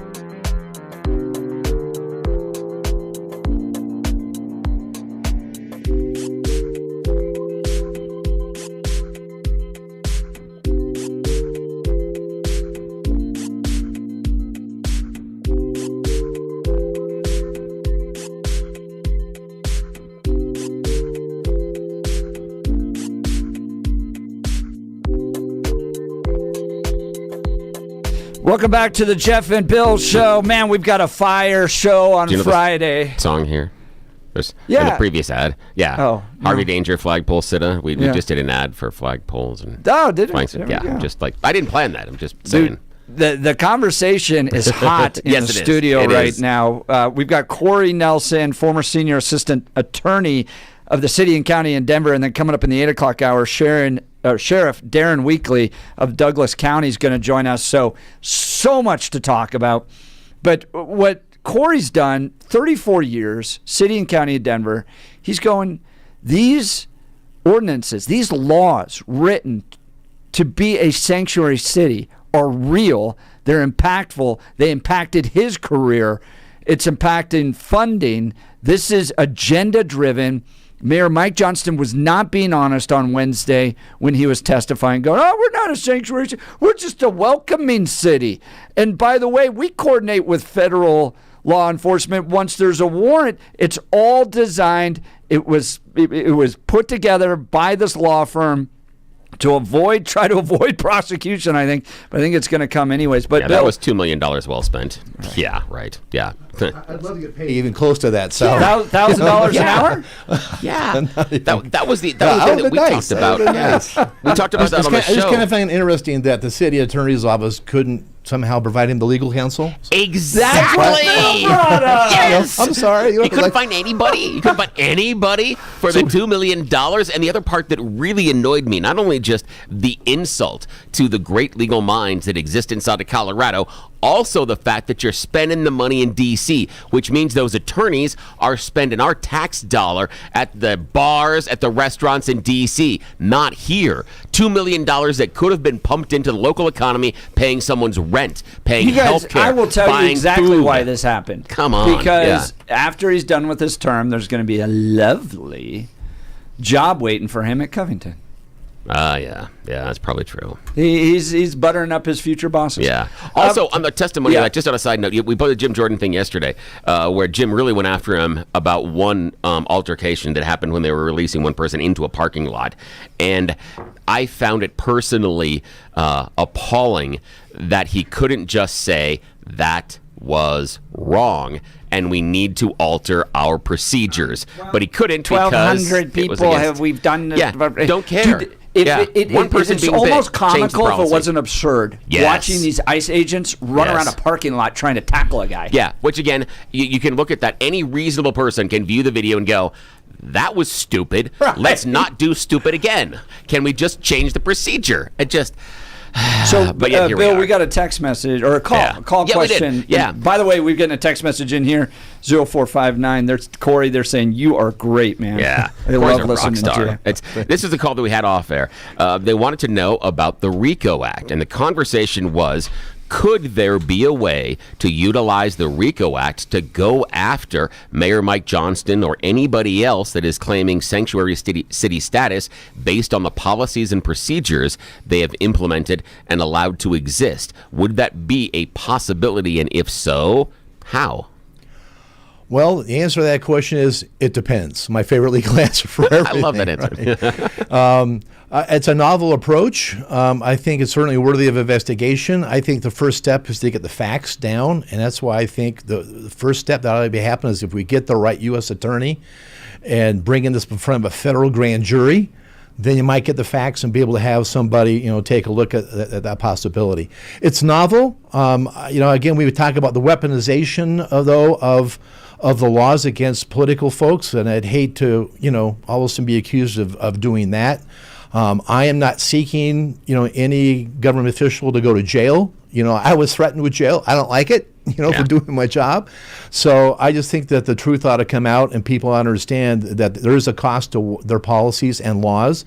And so until the city council revokes this ordinance, until the mayor revokes Executive Order 143 and starts kind of like in New York saying, hey, we see this, the way the country wants us to act, and the damage they've done, because Denver, it's a horrible place. I don't like visiting there. So, I mean, between that and also the judges who give everybody a personal recognizance bond, and that's the worst thing. That's the number one cause of problems in Denver, is that fact that they give everybody a revolving door, and you can fail to appear in court dozens of times. You're not going to be held. And so those are the problems that Denver faces, and that's why the quality of life issues, not homicide rates, not auto theft rate, but the quality of life crimes, that's why people don't want to go to 16th Street Mall. I don't want to go to downtown Denver. I'm even concerned about going to the Denver Center for Performing Arts. They actually had a homicide in the garage once, so it's not safe to be down. I'm telling you right now, it is not safe, in my opinion, to be in downtown Denver. And that's a great point about the idea of quality of life crimes, because that doesn't necessarily mean car thefts and or assaults and or murders, which Johnston was pointing to, the idea of murders, but those aren't, as you properly outlined, those aren't quality of life crimes. Those aren't the things that are going to discourage someone from going downtown. Now, I want to ask on the RICO thing just for a sec. I'm going to go in a direction in a moment, and what I want to ask you, and we'll get to that in a moment, is about the RICO. Could opening up a federal grand jury allow you access to information you couldn't get otherwise? But when you talk about the revolving door and the personal recognizance bonds, I can show everyone in our audience today a real world example that we all have experienced to show that the idea of a personal recognizance bond doesn't work. Go back to high school. Go back to those kids in your class that never showed up, that were given tardies, that you were told after so many tardies and showing up late to class or skipping class for so many days, you were going to get a suspension or you're going to be expelled. How often did that actually follow through? How often was that enforced? And once the kids figured out that I can get so many tardies over the course of a semester, they used up every one of them and then some, because they were not held to account. So why would we expect, when we're handing out tardy slips, the equivalent of them legally, to these criminals, why do we expect them to show up? Why do we expect them to do anything at all? So back to the RICO question. Could a federal grand jury open up any avenues of exploration we wouldn't be allowed to otherwise? Yeah, absolutely. They could issue subpoenas to bring in the folks who actually have knowledge, other city employees who are afraid to speak out because they're afraid of retaliation, which can happen.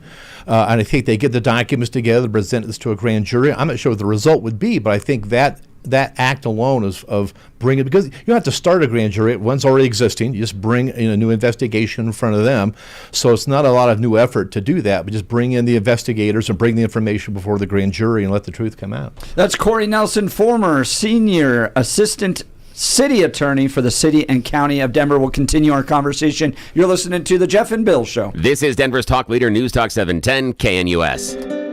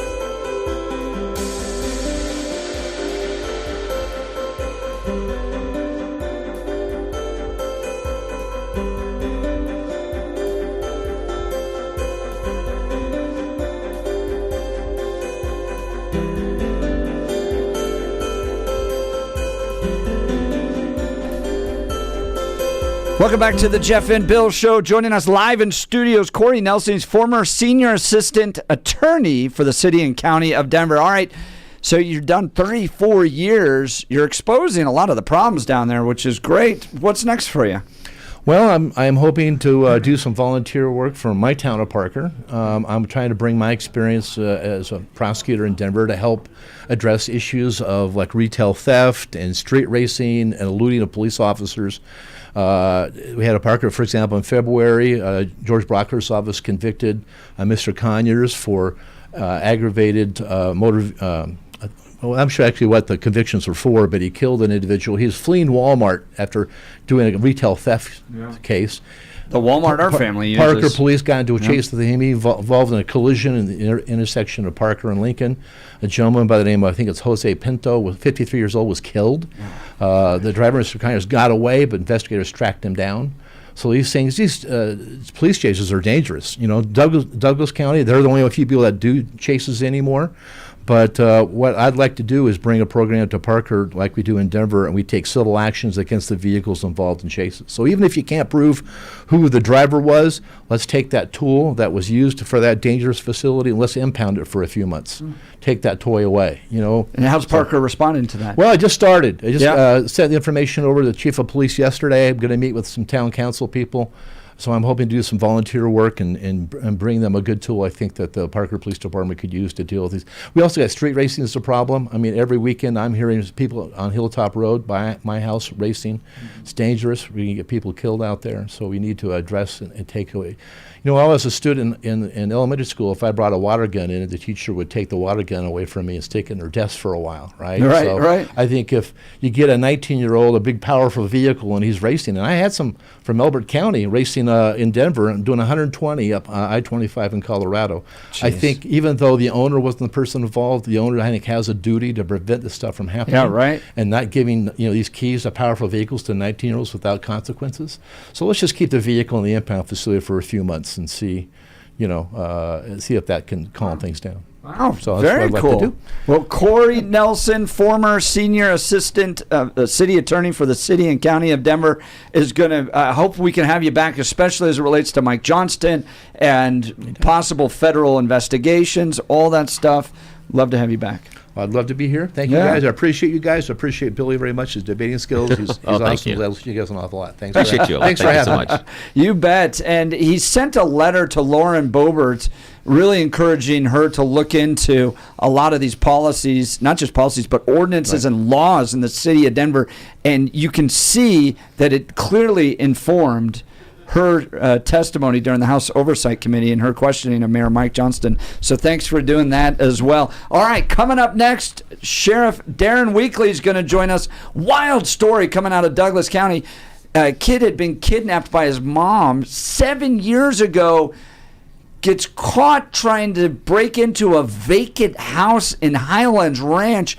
The kidnapping coming from Atlanta, Georgia, I believe, now caught in Denver. We're going to talk to him, plus what's happening in Douglas County, how he's leading his sheriff's office. One of my absolute favorites, Sheriff Darren Weekly, will be up next. Don't miss this conversation. You're listening to The Jeff and Bill Show. We are Denver's talk leader. This is News Talk 710 KNUS.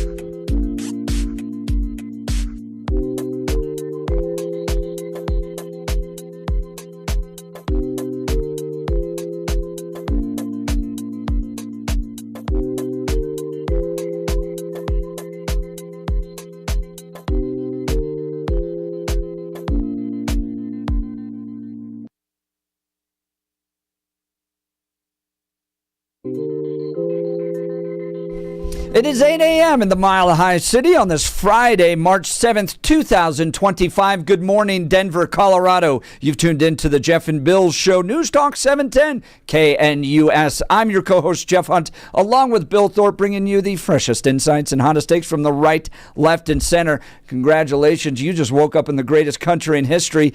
Donald Trump's your president, and if you live in Douglas County, Sheriff Darren Weekly is your sheriff. That makes you a very lucky person. I don't know anyone doing it as good as he is, managing such a unique, diverse county, doing a fantastic job. I've watched his career grow and very proud to have him in the sheriff's seat right now. He's going to join us live in studio in just a second. You're not going to want to miss this conversation. Wild story coming out of Douglas County where deputies on a trespassing call uncover a high-profile kidnapping case and rescue a boy missing for 7 years. 7 get the details years on this. And the reason they pulled the thread is because something didn't feel right. Yeah. This That's is why a you gotta great love our example of deputies out there, man. personal law enforcement and following their gut and doing exactly what they've been trained to do. Yeah. This is a fantastic story. It's amazing. Not going to want to miss that. But now, time for Blake Olson. Blake Olson. Blake Olson, news and comment. All right, thanks a lot, Jeff and Billy. 29 and mostly cloudy in Denver, expecting a high of 37 today. The 7-10 5-day forecast coming up. Our top story, Corey Nelson, former senior assistant city of Denver attorney, on the show last hour with Jeff and Bill, and says that he had to throw the yellow flag after hearing Mayor Mike Johnston say that at the hearing 2 days ago that that Denver collaborates with federal immigration officials. The mayor telling some more fibs, this time in D.C. Here's Corey Nelson. Not only from a personal experience, but because I know the law. Back in 2017, the city and county of Denver, the city council passed an ordinance that actually prohibits any employee from even talking to federal immigration officials. So you can't talk to them. I don't know how you can collaborate. And so I wanted to bring that information because it's not a matter of policy. It's a matter of law. It's actually in the books in the Denver Revised Municipal. Interesting. President Trump is threatening to place sanctions on Russia. In a Truth Social post this morning, Trump said he is strongly considering large-scale banking sanctions and tariffs on Russia. He said they would be put in place until a ceasefire with Ukraine is reached. Trump urged Russia and Ukraine to get to the table right now before it's too late. This comes as the U.S. has paused military aid and intelligence sharing with Ukraine. And even though the globalist warmongers from the EU and NATO and the UN wanted to rope us into a war with Russia, it's not going to happen. The lefties were in the ear of Zelensky's days before he came to talk to DJT, and Marco Rubio says we know what's going on. It's been very clear from the beginning that President Trump views this as a protracted, stalemated conflict, and frankly, it's a proxy war between nuclear powers, the United States helping Ukraine and Russia. And it needs to come to an end. And no one has any idea or any plan to bring it to an end. The plan of the Ukrainians up to now and their allies on Capitol Hill and the people you talk to in other countries is let's just keep giving them as much as they need for as long as it takes. That's not.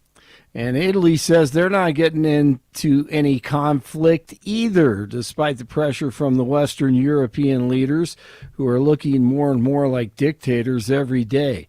47 is pushing for negotiations with Iran for a nuclear arms deal. He told Fox Business this morning he sent a letter to the supreme leader of Iran saying, I hope you're going to negotiate because it's going to be a lot better for Iran. He added that Iran can't have nuclear weapons and other options are available if they don't negotiate. A weaker than expected jobs report shows 151,000 jobs were created last month. The unemployment rate rose slightly to 4.1%. Federal Reserve officials signaled this week that the monthly jobs report will likely have little impact on its current policy stance. Most of the country will jump an hour ahead this weekend, that is. Of course, clocks will be set forward an hour beginning at 2 a.m. Don't forget to do that.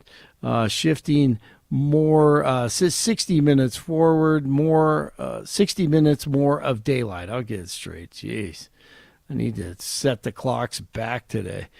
Elon Musk's SpaceX has suffered another failed rocket launch. The company launched a Starship from Texas on Thursday afternoon, which spun out of control and exploded 8 minutes into its test flight. During SpaceX's last test flight in January, the Starship rocket also exploded about 8 minutes after takeoff.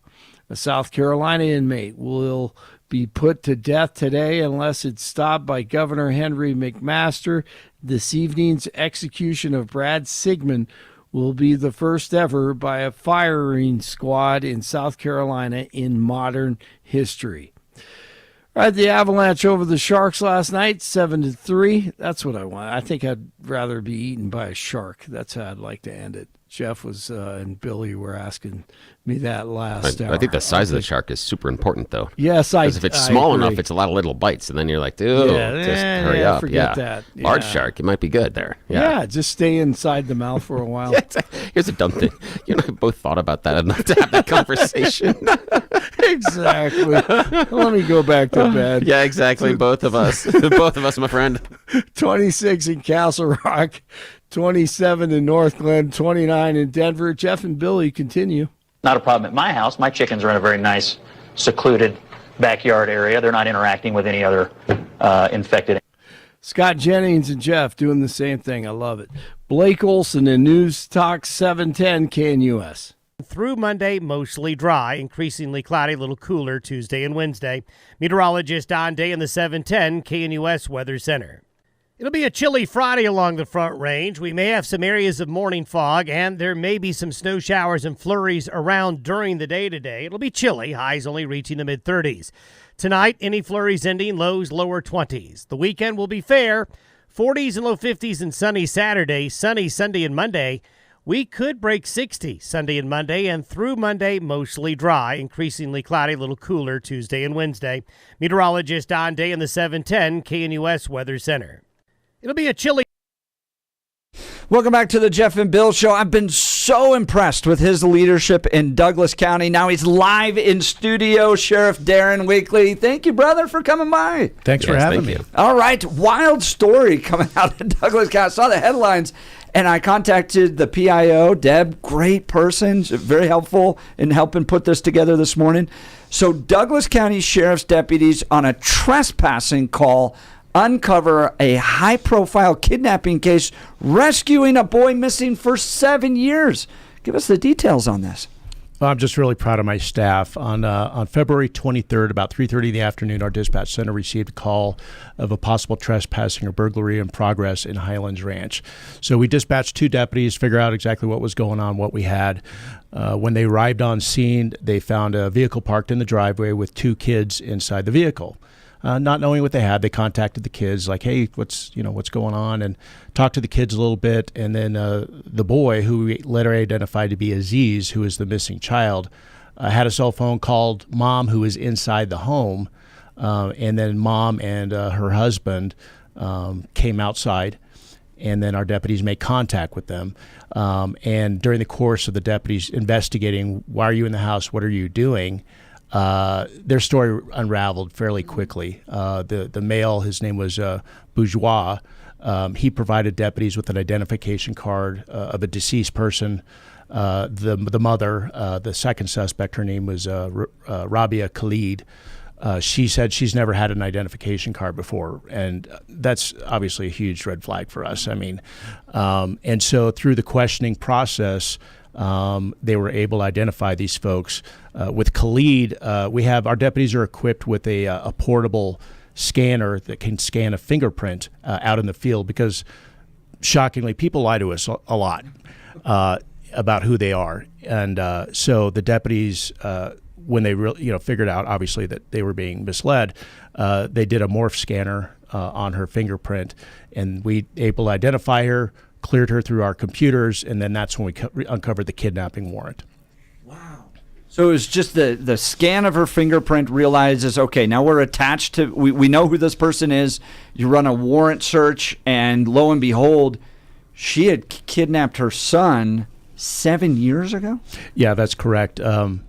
I actually talked to Dad. I met with Dad earlier this week in my office. Dad actually had not seen this child for 9 years. So it took 2 years for the criminal justice system, because the law enforcement agencies in Louisiana and in Atlanta were kind of pointing the finger, no, it's yours, no, it's yours. And so finally, I think it was Jefferson Parish, Louisiana, finally put the warrant out for her arrest. When there was a federal warrant, the U.S. Marshal Service got into it. They began looking for her. The FBI was involved at some point. But to be honest with you, this case was not even on our radar at all. So again, my deputies do what they do best. And they went there and they uncovered exactly what was going on. We have built a culture in my organization of going above and beyond the call of duty on everything you do, whether it's patrol investigations, the jail staff, whatever. But the fact of the matter is, over the last 7 years, these folks probably came in contact with law enforcement at some point, whether it be a traffic stop or something like that. And the cop probably just, took them at their word or whatever and moved on to the next thing. Our folks didn't. They're like, something's not right here. And so they just followed their gut instincts. They were out there on scene for 5 hours to figure out what was going on. And so I commend them for that. The kids, we tried to make the kids as comfortable as possible. We called out our victim advocates, our deputies. One of our deputies, one of the neighbors opened up their home to us. And so we got the kids food. We had a deputy watching Peppa Pig and Blue's Clues with these kids just to make them feel comfortable at home. And it's got to be scary being a kid in that situation to have all these cops around you. And so we tried to make them as comfortable as possible. We're talking with Sheriff Darren Weekly of Douglas County. Bill, to your point, it was that kind of like gut instinct. I want to go above and beyond. So it was both the gut, but also Sheriff Weekly challenging his sheriff deputies to always go above and beyond. Yeah. To follow your gut instinct, and if it feels wrong, explore it. I mean, that's the one thing that I really appreciate that Sheriff Weekly has done, is to allow the law enforcement underneath him the ability to follow their gut and their brain. They've been doing this. They've had more interactions with people, and you've had personal interaction, Jeff, dealing with former Denver police officer Mark Crowley, and the idea that he's wired a little bit differently in public, and you can see it when his spider sense goes off because of all the experience he's had, and that's all Sheriff Weekly is allowing his law enforcement officials to do, is to trust your instinct. If something seems wrong, it's better to find out if it's wrong than to say, well, I don't know, so let it going, and then have something worse happen later on down the road. This is a fantastic example of law enforcement work. This is great. So I want to ask you, Sheriff, do you have a sense of where they were the last 7 years? Has investigation looked into that? Yeah, the U.S. Marshal Service believes they were tracking him in like 11 different states, that they had some kind of clue or information for them to be in there. We have executed a search warrant in the city of Aurora where these two were living. Our detectives are still looking into what they were doing in that house. The motor vehicle they were in, we also have a search warrant for that. So we've uncovered a lot of documents, fraudulent documents and things like that, that these folks had on them. But our detectives are still putting the pieces together. George Brockler in the 23rd Judicial District, our new judicial district that just started in January, George Brockler is going to prosecute these cases before we release these folks to another jurisdiction. So we want to ensure that justice is served. I'm going to ask you about George Brockler in just a second, what you guys are building, because you've had some fantastic press conferences. I love it. So this woman has a son with a guy, and then disappears, and that was the kidnapping charge? Or what was the relationship between the mother and father? Are you guys aware of that? Yeah, they were married. There was Okay. actually a Netflix Unsolved Mystery special specifically on this case. Really? They were married. The marriage was kind of falling apart. Custody dispute ensued. And when Dad was going to be granted primary custody, that is when the mother absconded with the child. And do we know why he got the primary custody? Was it something in her past or background? I don't know the answers to that. I Yeah. know that the mother had made allegations against the father of abuse. To my knowledge, those allegations were never substantiated, but that was the delay in the process of the custody until that was vetted out by the courts when it was determined that the father was not a danger and the father was actually going to be granted primary custody. Again, that's why she absconded. So they're married, marriage falls apart, primary custody goes to him, she bails, disappears for 7 years to 11 different states, moves around. Who's the guy she ends up being arrested with? How did he come into the picture? According to the Netflix thing, it was an old friend, a boyfriend from high school or something like that, that she ended up leaving with, and yeah. So, but they were able to fly under the radar for the last 7 years. And what are they being charged with now from your office? There's a litany of charges. I don't have them all. It's kidnapping. It's providing false information to authorities. Fraud in terms of the financial documents that they had. He provided false identification. So there's a litany of charges. Nobody's better than George Brockler putting charges together. And so we'll see where it goes. They're due in court on March 27th. And the kids. Does the boy go back to the father? And then there was another kid that I'm assuming that's with a separate person. Yeah, the Department of Human Services is working on that. The reunification process is long. This is the only life that Aziz has known, right? Wow. And so it's not as simple as just reuniting them and putting them back together. It's baby steps. And Dad is in Colorado. As I mentioned, I was fortunate enough to talk to him in my office a couple of days ago. There wasn't a dry eye in the room. We were both crying by the end of it. Wow. Because he was at the point where he didn't know if he'd ever see his son again. 9 years has passed total, 7 years since the warrant had been out, and he had virtually given up that he would ever see his son again. And so the fact that two Douglas County deputies were able to unravel this case and bring his son back, it's just amazing. Who made the phone call to him? Did that come from your office? I don't know, to be honest with you. Yeah. I'm not sure who made that phone call to him.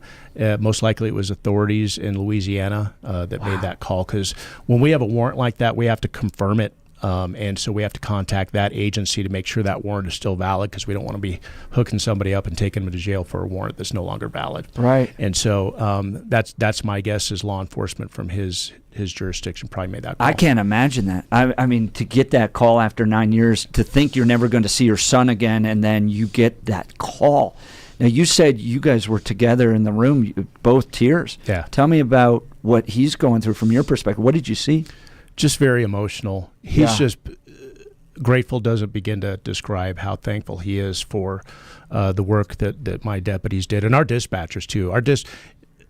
Any street cop will tell you dispatchers are worth their weight in gold because they do a lot of the work behind the scenes, but the deputies and dispatchers were able to put that together. But Dad is just ecstatic, and he understands the reunification side of things in terms of it's going to take a little bit of time to get that done with DHS and just slow steps, because who knows what Aziz has been told about his father over the last 7 years, and that's some of the process where this is going to take some time to put them back together.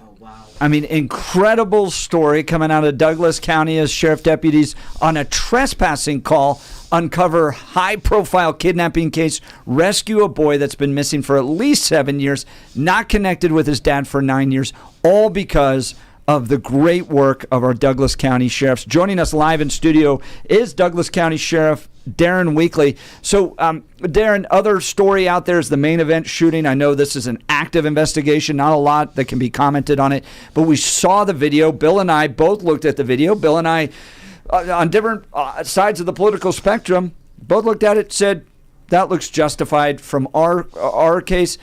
Talk a little bit about process. You're in the currently being investigated, and then you have the actual shooting that took place as well.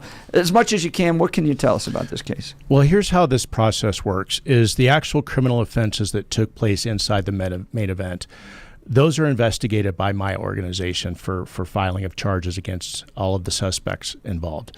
The officer-involved shooting part of it is investigated by the 23rd Judicial District Critical Incident Response Team, and that is made up of detectives from other law enforcement agencies in the 23rd. So we're not investigating ourselves in terms of the officer-involved shooting. It will probably take 6 to 8 weeks, if not more, for those detectives to finish their investigations, all of the interviews that need to take place, gathering evidence, and then they prepare a presentation for our district attorney, who's George Brockler, and his chief deputy district attorneys. They will present the information to the DA, and the district attorney will determine whether or not charges are warranted against my deputy sheriff. Gotcha. And we'll continue to track that. I know there's dispute over the officer-involved shooting. We have invited the attorney for the family, Seaborn, I think is the last name, to come on the show as well.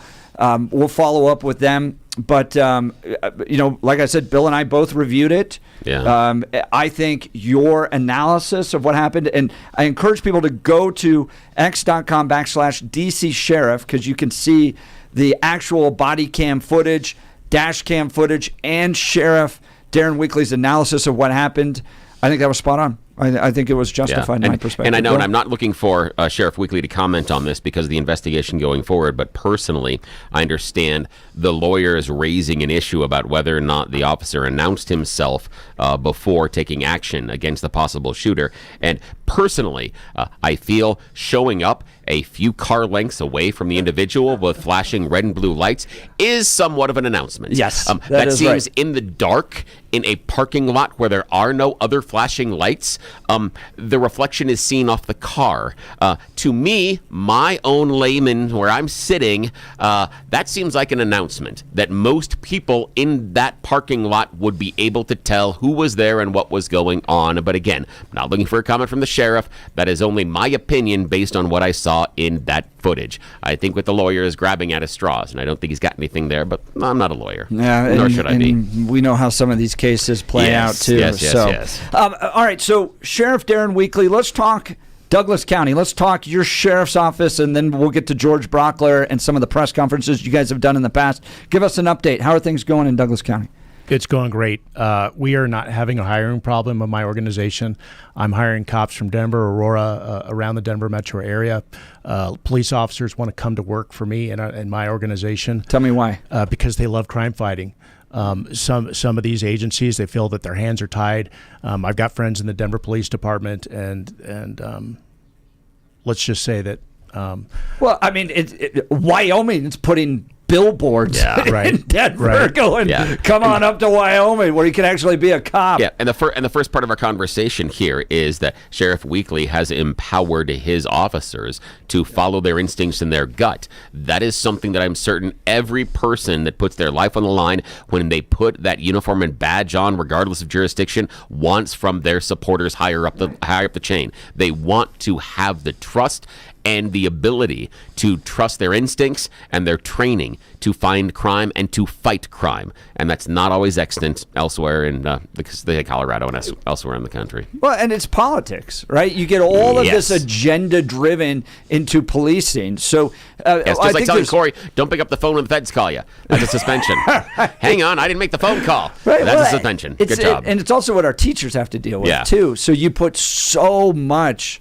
Because of the breakdown of the church in our communities, and people don't have a good moral upbringing with a mom and a dad. Look, I'm a coach in so many youth sports too. There's a reason why sometimes the kids are really disobedient because of the home settings, because of the broken families. They're not, the church isn't as involved in their lives, and then we dump it all on law enforcement, and we're like, well, you guys clean it up. But there's a difference going on here, and it stems also to the county commissioners, right? So county commissioners are saying, we're not going to allow homelessness. Sorry, you're not panhandling. You can't just pop up a tent in a city park in Douglas County. We're going to be different in Douglas County. Denver, on the other hand, is, well, throw your tent up wherever you want. If you're a law enforcement officer, we're going to really handcuff you and what you want to do. And there's crime in the city of Denver, all these problems. So there's a different worldviews playing themselves out in these different counties. Tell me how you think it's faring in Douglas County. This isn't a political statement. It's a public statement, public safety statement. People value public safety, whether you're a Republican, whether you are a Democrat. They want to live in a safe neighborhood. They want their kids to be able to go to safe schools. Douglas County Sheriff's Office, Douglas County School District has the largest SRO program in the state of Colorado. When you cross County Line Road, you know you've arrived into Douglas County because you don't see the panhandling. You do see the lower crime rates because we are not going to tolerate it. I work extremely well with our chiefs of police in Parker, Lone Tree, and Castle Rock. We work together on a daily basis. We have task forces, a particular impact team that work together every single day to keep our communities safe. These are the high-speed, low-drag guys that are working undercover. So we send them on whatever problem that we're having. My point is we are, and I mean this in a good way, we are aggressive crime fighters. We go above and beyond, as you heard me mention before. We are willing to put in the extra time, whether it be a criminal investigation or something out there on the street. We are one of the few agencies that will still chase people, and we do it within policy. We're not reckless. I don't want to get innocent people hurt because we're chasing somebody. So certain criteria has to get met. But you're not going to come into Douglas County, commit crimes, stealing cars, burglarizing people, committing robberies, and thinking you're going to get away with it. We will chase you and catch you. And once we catch you, we are going to take you to jail. And George Brockler is going to prosecute you, and you are going to go away. So it's not a revolving door. The 23rd Judicial District was long overdue. John Kellner in the 18th, John was great. But the fact is the 18th Judicial District was getting too big. Douglas County kind of felt like the stepbrother. And so all the great prosecutors would get moved up, during the 18th era, and we'd lose all the good prosecutors. So we were like a training ground. That's gone with our own judicial district. Now Douglas County is the big dog on the block. Is that message that you just said to criminals, is that getting out there? Do you think the cartels are learning this? I mean, and George Brockler, when he stepped into his role, had a map, right? Drive around Judicial District 23 because we're going to prosecute you. Is that message getting out there? It is. My deputies have arrested multiple people. And these criminals that they're arresting, they have literally told our deputies, and this is on body cam, I knew I shouldn't have come to Douglas County. Because if you go to a big box store and you try to steal something, you're going to go to jail. You're not going to get a ticket. That is the difference. If you do something like that in Denver or Aurora or a lot of other jurisdictions, here's your ticket, there's your court date. Not in Douglas County. You're going to go to jail and you're going to have to post a bond. Now, in the midst of this differences, you have state leadership that is buying into the kind of Denver worldview, right? Of revolving door, sanctuary state status, sanctuary city status. How are you being treated by the political leaders at the state level, the Phil Weisers, the Jared Polises, trying to be this tough on crime? Every time I go down to the Capitol and testify on a bill, I feel like I need to take a shower. I think a lot of our legislators, not all, I get along with legislators on both sides of the aisle. I really do. But there are some down there that just, when I go down there in uniform, they look at me with contempt and won't even acknowledge I'm standing right next to them. Over the last about 15 years in Colorado, long before I was the sheriff, every single year for a police officer, a peace officer in the state of Colorado to keep their post certificate, their license to be a law enforcement officer, we have to have legal updates based upon the laws that have been passed over that year.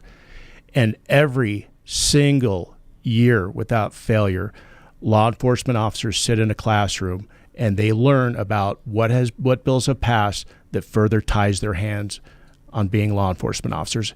It's disheartening, to say the least, because these men and women put on the uniform every day to go put their lives on the line to protect people that they have never met. And that's what a lot of people don't understand. These cops go out there. They don't care what party you are. They don't care what race you are. They don't care anything.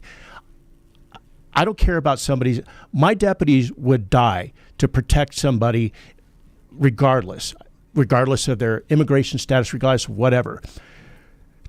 To have individuals that are willing to go out there every single day, kiss their family goodbye, and go do that job, and then every year you have to go and learn about what you can't do because the legislature thinks you're the problem, it's horrible.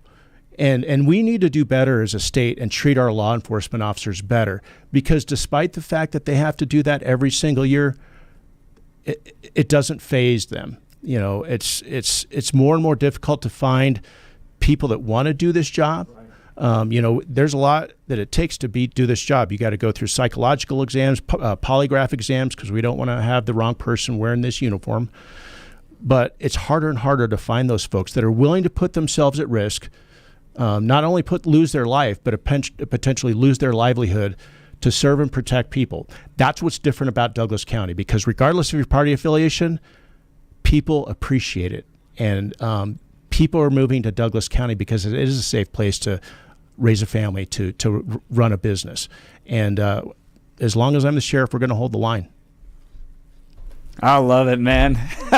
Clip that. As long as I'm the sheriff, we're going to hold the line. That's Sheriff Darren Weekly, Douglas County. I love what he and George Brockler and the county commissioners are doing to set Douglas County apart. I live in Elbert County. Hasn't gotten out there to us yet. They don't even run Democrats yet into our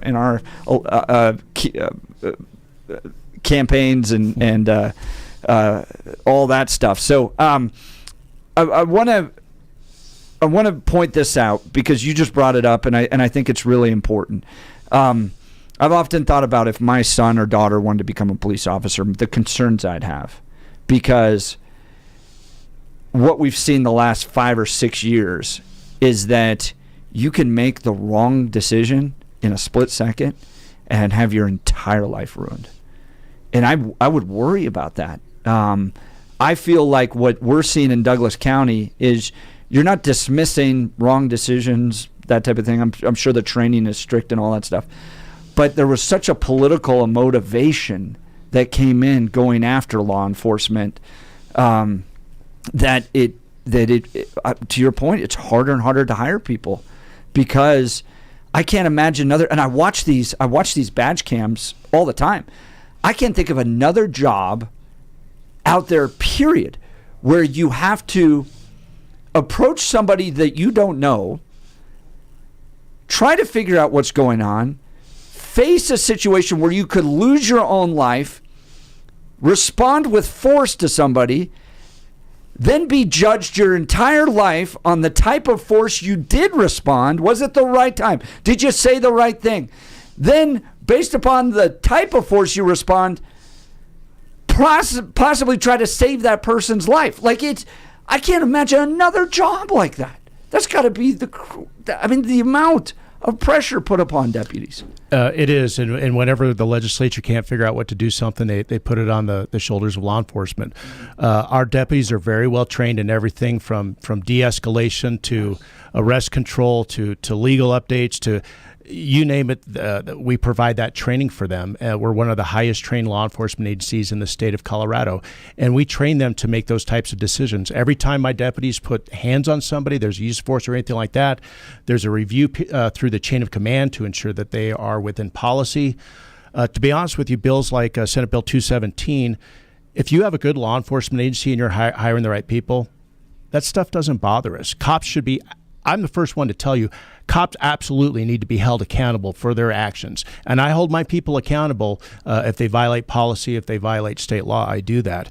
But the fact of the matter is we train them very well. But you're right. You have to be everything from an auto mechanic to a marriage counselor to a repairman. to responding to an active killer event at the main event to save lives. I had another media outlet the other day call me and like, well, how do you train your deputies, or how do they respond from something like this, like the kidnapping thing, and then the main event? How does that work? Well, a lot of people can't correlate. Cops all over the country do that every single day. 1 minute you might be on the side of the road, buying lemonade from a kid with a lemonade stand, and the next thing you're going to an active shooter event. And that's the world that these deputies live in. The job is different from call to call. And they're the absolute best. We have Sheriff Darren Weekly live in studio. We'll continue our conversation. You're listening to The Jeff and Bill Show. This is Denver's talk leader, News Talk 710 KNUS. At this hour, I'm Christina Owayo in Dallas, and here are your top stories. A federal judge has ruled that President Donald Trump is not allowed to fire a member of a labor agency, and the judge ordered that she be allowed to remain on the job. National Labor Relations Board member Gwen Wilcox sued Trump after he fired her and the agency's general counsel. U.S. District Judge Beryl Howell in Washington, D.C. found that Trump did not have the authority to remove Wilcox. Government attorneys argued that NLRB members should be, quote, removable at will to ensure democratic accountability. Wilcox disagreed. The CIA is laying off some recently hired officers as President Donald Trump's efforts to downsize and reshape the federal government take hold. The CIA said that it is reviewing personnel hired within the past 2 years, and that officers whose behavior or suitability make them a poor fit for the agency will be let go. The agency won't say how many staffers are expected to be fired in total, but the cuts are part of a sweeping job reduction at agencies across the federal government. While intelligence agencies have been spared the deepest cuts, they haven't been immune. Some agencies, like the USAID, have been largely dismantled. In February, the CIA offered buyouts to some employees. Trump's recently confirmed CIA Director John Ratcliffe has promised to overhaul the agency and return its focus to human-gathered intelligence. In a rare bipartisan move, 2 senators have introduced legislation in the latest attempt to fight the flow of fentanyl and its precursors into the U.S. from China, Mexico, and through other borders. It's one reason that President Donald Trump has given for his new tariffs. Trump says those countries have failed to stem the trafficking of fentanyl into the U.S. The governments in those nations all say they have cooperated on the matter. The new bill doesn't link tariffs to the fentanyl issue, but it seeks expanded authorities to sanction Chinese entities that help finance foreign opioid trafficking. The sponsors are Republican Senator Jim Risch and Democratic Senator Jeanne Shaheen.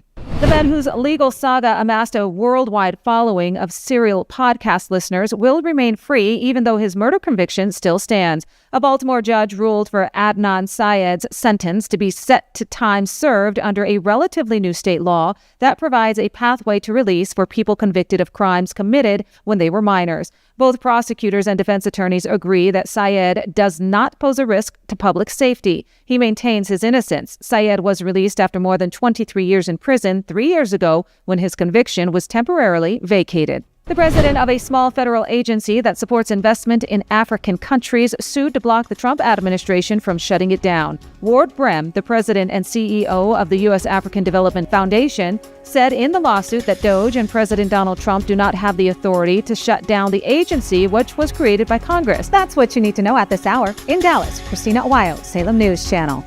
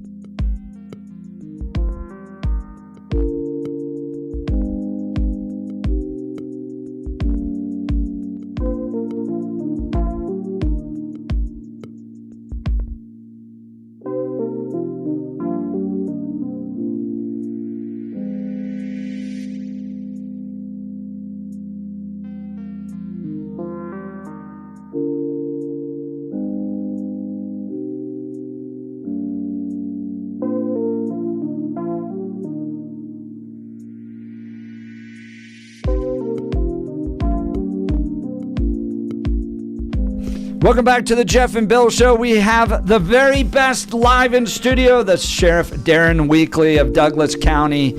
I mean, it's become this beautiful opposition to the city and state of Colorado, city of Denver, state of Colorado, with all their sanctuary laws and revolving door on crime. You have his leadership. You have George Brockler. You guys are doing fantastic work. We've got to get you out of here because you got to go keep those streets safe. What's your message to your sheriff deputies? Your community loves you. Keep doing what you're doing. You have a tough job to do, but just know that your sheriff has your back, and we're doing great things. Douglas County is that shining city on a hill, and we set the example for the rest of the state of Colorado. The Douglas County Sheriff's Office sets the example for law enforcement, not only for Colorado, but for the nation. And it's because of the men and women on the front line doing the work. I also wanted to ask you, there's young people out there. You were a young guy. You wanted to be a cop since you were like a young DJ, right? Yeah, we all saw him at the State of the Union. What a kid. Yep, I idolized police officers. They were my heroes. All right, so somebody's interested in becoming law enforcement, but they're watching all the political stuff, all the, watching police get raked over the coals to achieve political agendas. But what's your message to them, and where should they start? Go to Join DCSO. It'll give you all the job openings that we have. That's the first place to start, whether you're a commissioned deputy law enforcement officer or a civilian. And that was, Join DCSO. JoinDCSO.com? Yes. Okay. Just go to that. And you brought up an interesting point. I want to point out the difference between a police chief and a sheriff. Yeah. Please.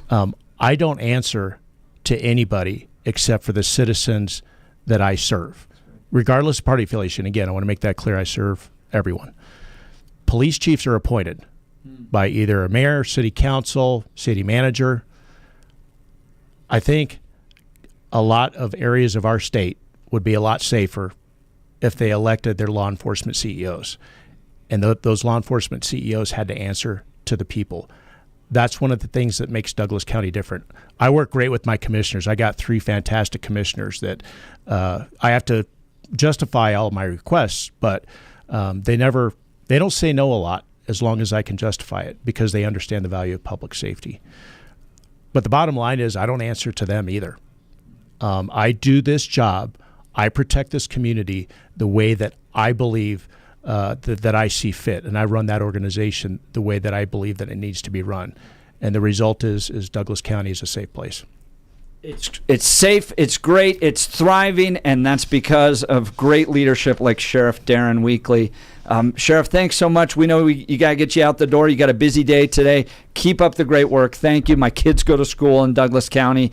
I feel safe sending them to school because of what you and your deputies are doing. Yeah, thanks Appreciate for the time. you. And congratulations for the great law enforcement work. It's an example of your leadership and the ability you gave to everybody underneath you to follow their gut, follow their instincts, and to do it right. Thank you. Absolutely. Sheriff Darren Weekly, thank you again. Follow the Sheriff's Office on X because they're always doing great work there at DC Sheriff. Great resource. And thank you. Give my best to Deb. Helped set this up. She's fantastic to work with as well. And later on, I'm going to take you up on that offer to taste Jeff. We're going to figure that one out. Just between you and me off air here.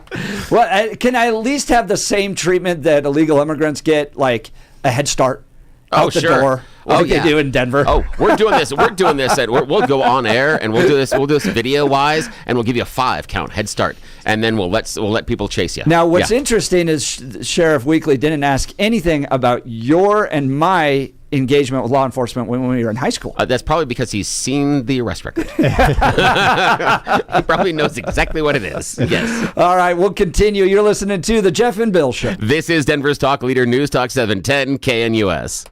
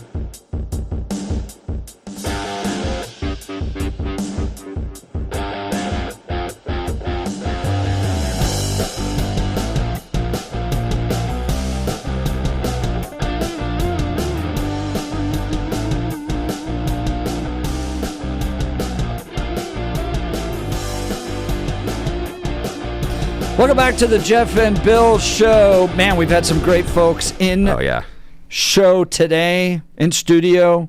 Corey Nelson, Sheriff Darren Weekly. We want to get into, we haven't talked too much about this, but I do want to cover Mike Johnston and his offer to bartend. Yeah, the hell. This is from Westward. We'll get into the next hour. I do want to tell you about, speaking of great people, my good friend Dan Caplis and Dan Caplis Law. Dan suggests you should choose a lawyer who shares your values because who you choose to represent you in an injury case says a lot about you to everybody involved in the case. You want somebody that's trusted, right? Pro-life, pro-family, pro-America. That is Dan Caplis, the son of a police officer and a former seminarian who's dedicated the last 40 years of his life to helping people who are hurt in serious motor vehicle crashes. Dan is also believed to be the only lawyer in Colorado history to win 5 straight multi-million-dollar verdicts in Colorado crash cases. Dan is also believed to have won the largest truck crash verdict in Colorado history. Dan Caplis Law, the official law firm partner of the Denver Nuggets and the Colorado Avalanche. That's how much he's trusted. Dan Caplis Law is a serious firm for serious cases. He accepts righteous injury cases on a percentage fee basis so that he can represent good people from all walks of life without regard to ability to pay. So if you need Dan's help, give him a call, 303-770-5551. That's 303-770-5551 or hit dancaplisLaw.com. That's Dan, CAPLIS Law.com. So talking to Sheriff Weekly, I just realized like there are people in this world that like really make a difference. Oh, yeah. And then there are people me. like us. Yeah. That's not me. Yeah. No, not at all. like he's running his sheriff deputies. He's making the community safer. Saving he's lives. Like risking everything out there. Making people's lives better on an individual Bill day. And I debate. And we talk. although I got to tell you that my parents were so proud that I found a way to make use of this just what comes out of my face all the time. And get a paycheck for it? Yeah, they're like, we are so impressed you figured out a way to make that work because it was such a problem earlier on in life. There were so many things that went sideways because of that. It is. I always tell people when they ask about us and doing the show, I'm like, this is not a real job. There are people that are out there that are doing the real work, that are building bridges. There are people out there that are putting electricity into people's houses. There are farmers that are growing food. There are people teaching kids. There are bus drivers that are making sure people on public transportation get there on time, and there are law enforcement individuals making sure that you are safer and solving problems in your life. And we are not them. So, Bill, do you think, though, that the voters of Colorado are going to look at places like Douglas County, Elbert County, and go, these places are run by Republicans. They're run by conservatives, and, they're run well.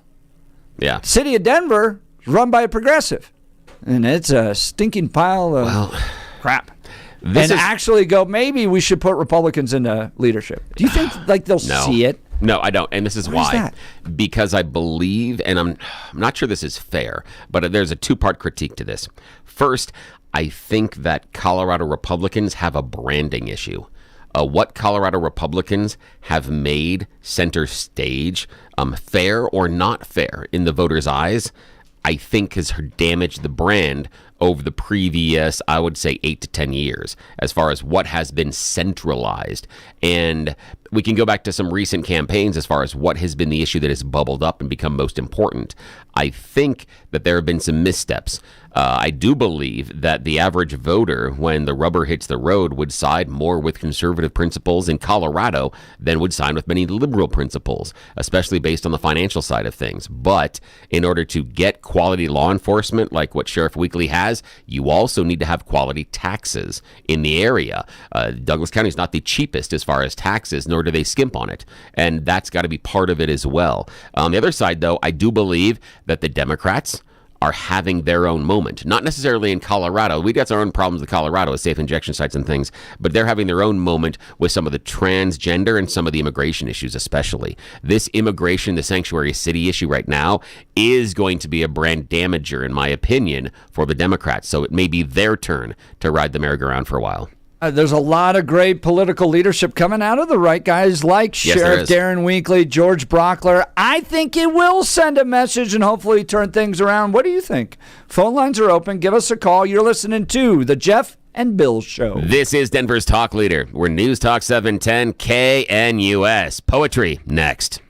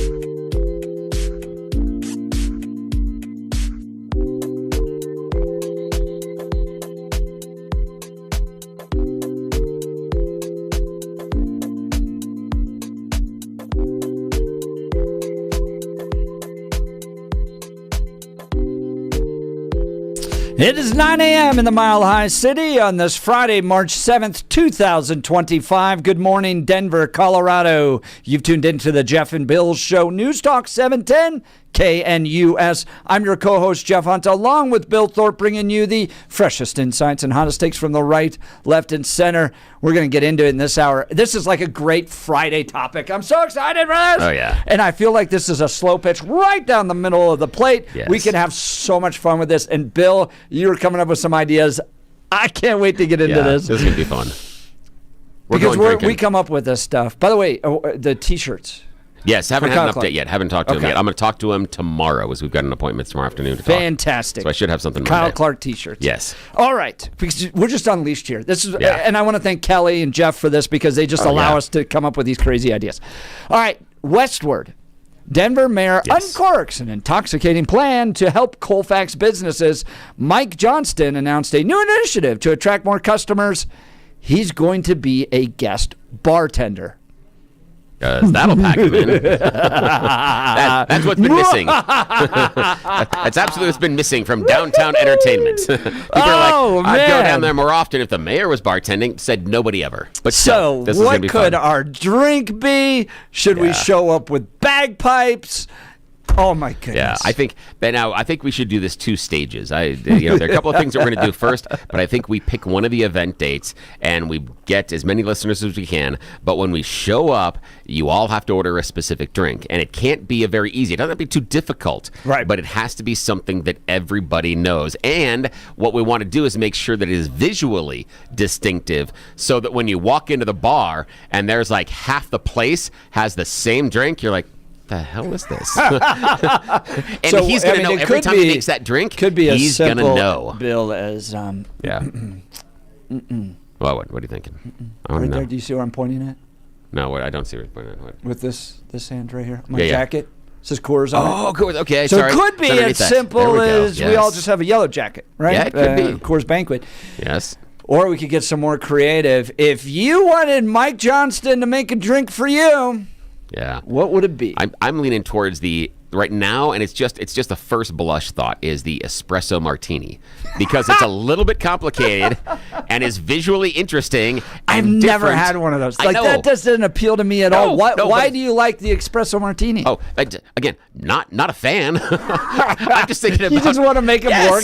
Yes. I don't care what it's gonna taste like. I'm not looking at something. I'm like, ooh, that's like no.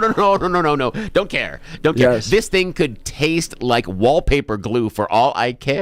I just want to make sure that he knows every time he's making that drink, it's one of our listeners, and that it's got some sort of visual distinction inside of the place, so that everybody walks in and goes, "The hell? How come everybody's drinking the weird thing?" Yeah, Bill, this is what I feel like. I feel like I'm hanging out with my friends, and we all decided we're going to prank call 7-Elevens. Yes, and the rest of the afternoon was just total joy. Oh, absolutely. This is such a great setup. This is. Mike Johnston bartending. All right, oh, gosh, I need to hear from our listeners, okay? Yes. I need to hear ideas. This dude is going to go down to restaurants and be a guest bartender in an effort to try to gin up business. What would you do? How do we have fun with him? What is the drink? Do we show up with bagpipes? Do we show up with tequila because we made the city an illegal immigrant haven? Maybe it's tequila and margaritas. Maybe it's mariachi bands. Yes, mariachi bands. Mariachi bands we and bring tequila. Mariachi bands with Mariachi us. bands and tequila shots. Yes. Yeah. Or maybe we just do the car bomb, where there's got to be tequila inside of the beer. There are things, there are layers here, people. We need your help. We need your help about this. What should be our drink when we go there? What do we have to order? This is going to be 303-696-1971 or text us on the Dan Caplis Law text line 720-819-5115. Bill, when you go into a bar, get a drink, do you have a regular drink? What is it that you hit up? 9 times out of 10, gin and tonic. Yeah. Interesting. Yeah, gin and tonic, Bombay Sapphire, if I can. If it's going to be that level. Yeah, because that is the best out there. But it depends on what's going on. And I always ask, what's the well drink? But honestly, most of the times when I'm out at the restaurants, everything else, I do diet soda because they refill it for free. That's it. Yeah, soda is one of my vices, and that's one of the things that I will drink a lot of soda. Too you much don't to drink probably. soda during the show, though. Which No, is I don't, but I would. But I do when we go out on remote and things. Yeah. I oftentimes will do that and bring it. If we're not in a restaurant, I will because... Free refills. Well, yeah, it's free refill. It's entirely the reason that I'm doing it, because they don't refill my beer for free. They don't refill the gin and tonic for free. That always costs me extra. So I know I can do the whole thing. Many times you'll see when we go out in remotes and we're not in a restaurant, I will do soda. I'll oftentimes do soda when we are in the restaurant, but the reason I bring it with us when we're out on the road is because it has a lid, and my dumb ass spills it all the time. If we are out on the road, I am guaranteed to almost spill over my drink at least once during the broadcast, every single time. I'm an old-fashioned guy. I'd drink an old-fashioned with Mikey Johnston. That'd be good. That's interesting. Good one. All right, want to hear from you, but first, Blake Olson. Blake Olson. Blake Olson, news and comment.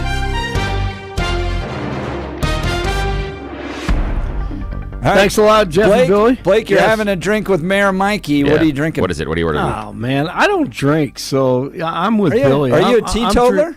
I don't drink. Yeah, thank Good God. for you. I'd probably be 300 pounds if I drank. But Diet Coke, man, I'm like Billy. That's my vice. And they refill it for free. Yeah. Free. Yeah, Free is and the then best price. Yeah. Let everyone else get tanked, and I'll have a sober mind when I have a conversation with the bartender on the other side. Yeah, that's what I'm going to have. It's so tired, that idea. Oh my God, a celebrity bartender. Nobody cares about him. Well, now this is brilliant. All right, 5152 just texted in what the new drink recipe would be for the mayor to serve. It's beer and milk poured together in a glass. It's called the 20% hike. And yes, it's disgusting. Oh, that's good. I'm okay with that. That is good. Absolutely. What would Mayor Mike Johnston's drink be? Beer and milk. That's good. That's good. It has to be warm milk, just to counteract. Warm milk. I'm right there with you. Yeah, sorry. I don't know drinks, sex on the beach. I remember that 30 years ago or something like that. I don't even know what it is. But, good luck with all that. I'm sure that'll really help the city of Denver. 29 and mostly cloudy in Denver, expecting a high of 37 today. The 7-10 5-day forecast coming up. Our top story on Friday, Douglas County Sheriff Darren Weekly in studio last hour. Just incredible, amazing police work, going above and beyond on a trespassing call, uncovering a case of a boy who had been missing for 7 years. The dad, who was in Louisiana, hadn't seen the boy in 9 years, kidnapped, and in Highlands Ranch. And with Jeff and Billy in studio, Darren Weekly. And during the course of the deputies investigating, why are you in the house? What are you doing? Their story unraveled fairly quickly. The male, his name was Bourgeois. He provided deputies with an identification card of a deceased person. The mother, the second suspect, her name was Rabia Khalid. She said she's never had an identification card before, and that's obviously a huge red flag for us. I mean, they were able to identify these folks. With Khalid, our deputies are equipped with a portable scanner that can scan a fingerprint out in the field, because when they figured out obviously that they were being misled, they did a morph scanner on her fingerprint, and we able to identify her, cleared her through our computers, and then that uncovered the kidnapping. It was a high-profile case in other states, but not on the radar here. So great work by Douglas County Sheriff's Office. Corey Nelson, former senior assistant city of Denver attorney, also on the show this morning, says he had to throw the yellow flag after hearing Mayor Mike Johnston, the bartender, say 2 days ago at the hearing that Denver collaborates with federal immigration officials. That's not true. Not only from a personal experience, but because I know the law. Back in 2017, the city and county of Denver, the city council passed an ordinance that actually prohibits any employee from even talking to federal immigration officials. So you can't talk to them. I don't know how you can collaborate. And so I wanted to bring that information because it's not a matter of policy. It's a matter of law. It's actually in the books in the Denver Revised Municipal. Interesting. Beware of these sanctuary city mayors and governors who allow their states to be destroyed by illegal immigration. Hello, Gavin Newsom. Has Charlie Kirk on his podcast a few days ago. Last night, trying to put my son to bed, he's like, no, Dad, what time? What time's Charlie going to be here? What time? And I'm like, dude, you're in school tomorrow. He's 13. He's like, no. This morning, wakes up at 6 something. He's like, I'm coming. I'm like, he literally would not leave the house. Did you let him take off school? No, he did. Of course not. He's not here for a good reason. But the point is you canceled school for like 2 years. Once one day. The point is the point. The point is your son is much smarter than you. The Labor Department reported 151,000 jobs were created in February, which is less than expected. Tariffs on most products from Canada and Mexico are being delayed until next month. DJT signed an executive order Thursday that delays tariffs on all goods under the United States-Mexico-Canada agreement. Investigators in New Mexico are set to provide an update related to the deaths of actor Gene Hackman and his wife. Authorities have yet to say how the couple died after their bodies were found in the home in their home in Santa Fe last month. The Santa Fe County Sheriff's Office news conference is set for 2 o'clock today. Sam Bankman-Fried, who's in prison for 23 more years for fraud charges, shares a cell with Sean Combs, a.k.a. Diddy. He was on with Tucker. Are you hanging with Diddy? I think he's in there with you. He is. I don't know, he's been kind. So what's Diddy like? Obviously I've only seen one piece of him, which is, Diddy in prison. And, he's been kind to people in the unit. He's been kind to me. It's a position no one wants to be in. Obviously he doesn't, as you said, it's kind of a soul crushing. I don't think you want to see too much of him. Dolly Parton is paying tribute to her late husband, Carl Dean, with the new song the country music icon released, If You Hadn't Been There, on Friday. That's today. Dean passed away earlier this week at the age of 82. In a post on Instagram, Parton said, like all great love stories, they never end.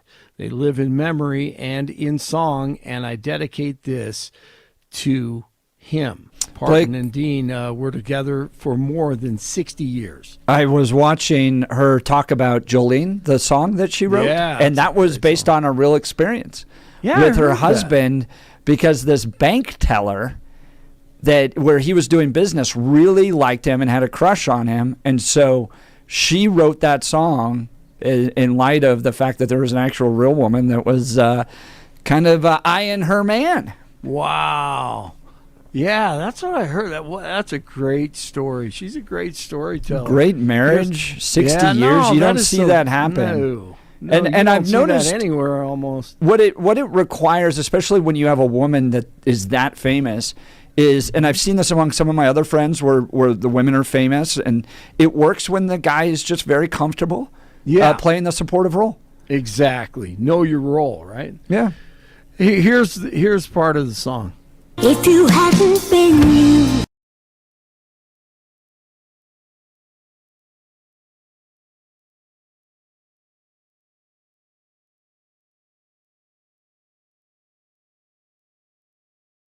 All right, the Avalanche over the Sharks 7-3. It has been a great week. 26 in Castle Rock, 27 in North Glen, 29 in Denver. We have had so much going on this week. There's a man on TV at a desk in a suit. He lies through.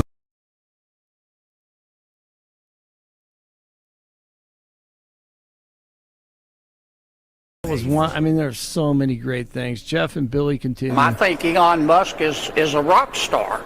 The tofu crowd is mad, but when you trim fat, pigs squeal.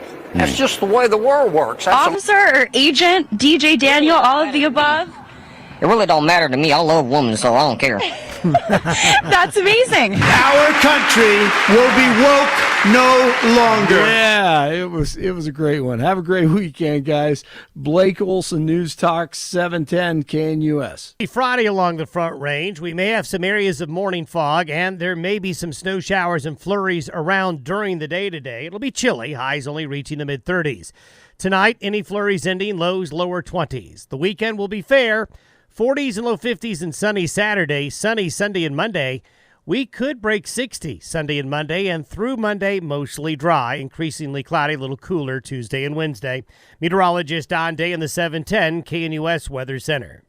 It'll be a chilly Friday along the Front Range. We may have some areas of morning fog, and there may be some snow showers and flurries.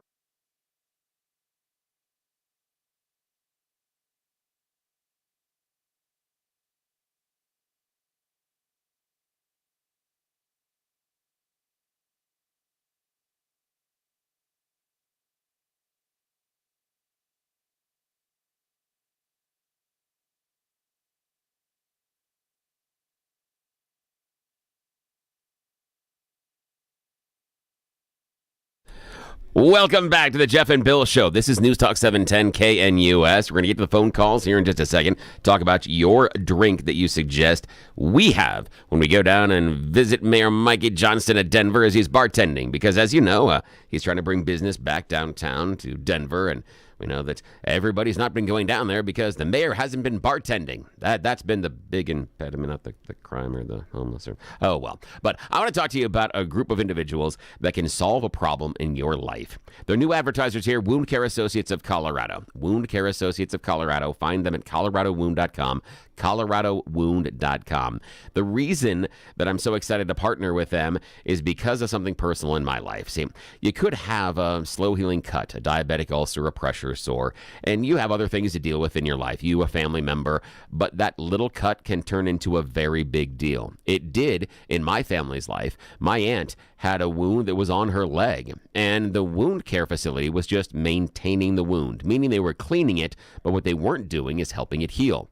She was exposed to MRSA.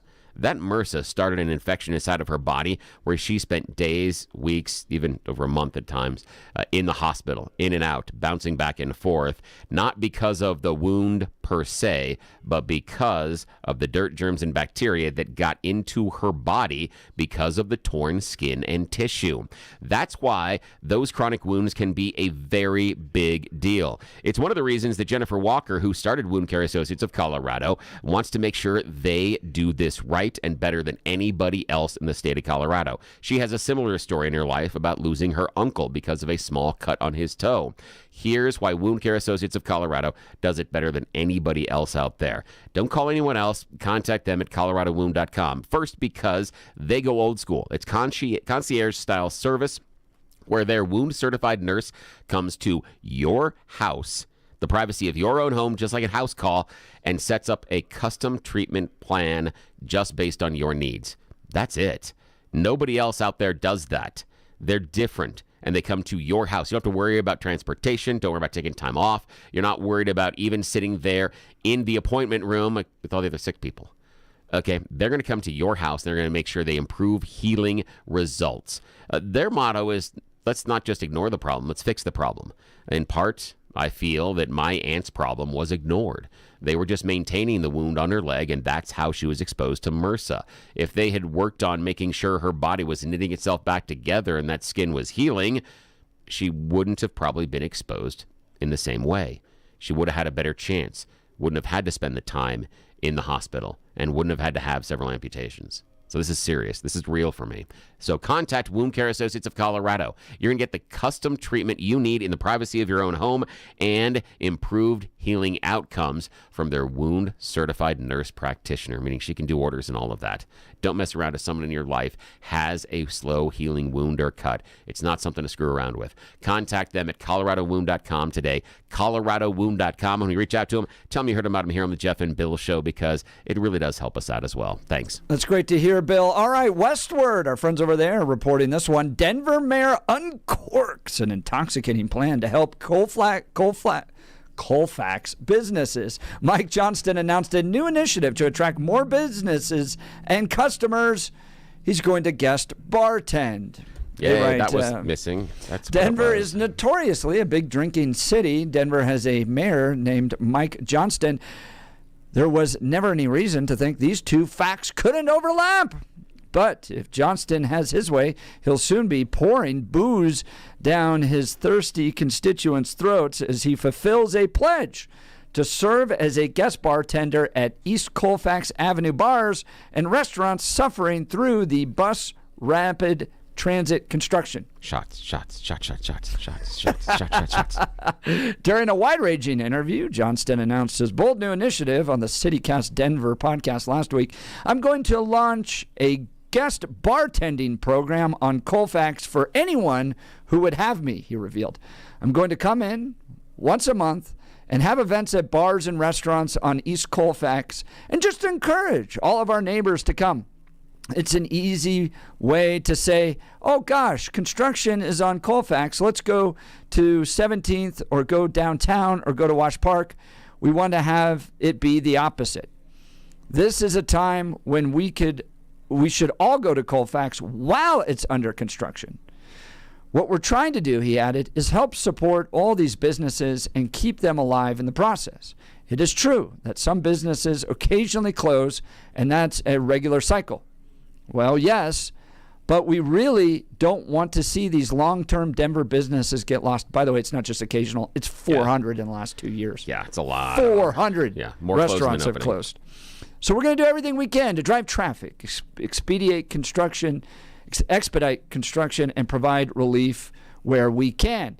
The funny thing is business owners are like, no one can park down here because of the stupid bus construction, and maybe just finish this construction, please, Mr. Mayor. But me being the juvenile young man that I am sometimes, and Bill, there's a part of our brain that never got past middle school. This lines itself up for like the best prank of all time, where we could show up with bagpipes. We could ask him to create a really difficult drink. We could even help these businesses. I kind of like it because we could help these businesses and make fun of Mike Johnston at the same time. Now, we're just talking about, this is how clever I don't know who came up with these ideas or when they're having this meeting, but we could improve this idea immediately. And I'm just saying that it's odd that the idea is, well, we need to put the mayor there. That's what'll draw the crowd. You know what we could do, guys? How about, I'm just spitballing. This is just off the top of my head. Maybe you get some Broncos, Rockies, Nuggets, or Avalanche. That'd pack the bar. You just bring one of them in to be the guest bartender. The place is full, and it's going to be double the capacity of what the mayor has. But the Brain Trust decided the real draw is his honor. Again, please when you make wonder, me the governor. When you wonder about questionable solutions coming out of the office, this is yet another example of being so close but missing the mark. So Gabe says, don't show up, or we could go down there, and then when he walks in, walk out the door to show how irrelevant he really is. By the way, Gabe likes bourbon. Yeah, that's good. But he's a Raiders fan, so it's questionable, on the face of it. But just saying. Morning Boys, an appropriate name for Mayor Johnston's drink would be the Cambodian Mess Up, 151 Armoretta Triple Sec and pineapple juice. Oh, that's interesting. I cannot say what they actually texted because it's full of bad words. Ask for a Miami Vice. 2 drinks layered in the same glass, and it requires the use of 2 bartenders. Ooh. That would make it tough on Mayor Mikey. I like that, especially if he gets like a dozen of those, or 13, 14, 15 of those. Yeah. Mayor's drink should be the Colorado Bulldog, because people will come out to chew him a new one. Colorado Bulldogs are good. You do that right, that's a really good drink. Better option for the mayor to raise money is to have him kick the can, maybe a Coors or Budweiser can, on Colfax to signify all the businesses he's kicking out of business with his inept business plans. I don't remember this, but longtime Denver radio icon Steve Kelly once crawled down the entire 16th Street Mall from end to end as a stunt for the radio show. So yeah, maybe Mayor Mikey could just kick the can all the way down Colfax, beyond, crossing all of the construction to show it's not such a big deal. I kind of like the idea. Gabe says real men drink bourbon or whiskey straight. Yes, Neat. but not in a Raiders jersey. That's the problem. I'm just teasing you, Gabe. I love you. I'm just teasing you, man. Just teasing. 7201, white people ain't going downtown anytime soon. Breadman, bring the Salem bikini team and get them in trouble. Yeah. The problem, here's the thing. Is Adam part of the Salem? Yeah, that's the problem. Adam, are you part of the Salem bikini team? We do have a Salem bikini team. It's all dudes. I'm just saying. And I'm not sure we want to have that much body hair shaved in it within 24 hours. There are some In a razor Speedo? bumps. And yeah. Are we taking you into the bar in a Speedo, Bill?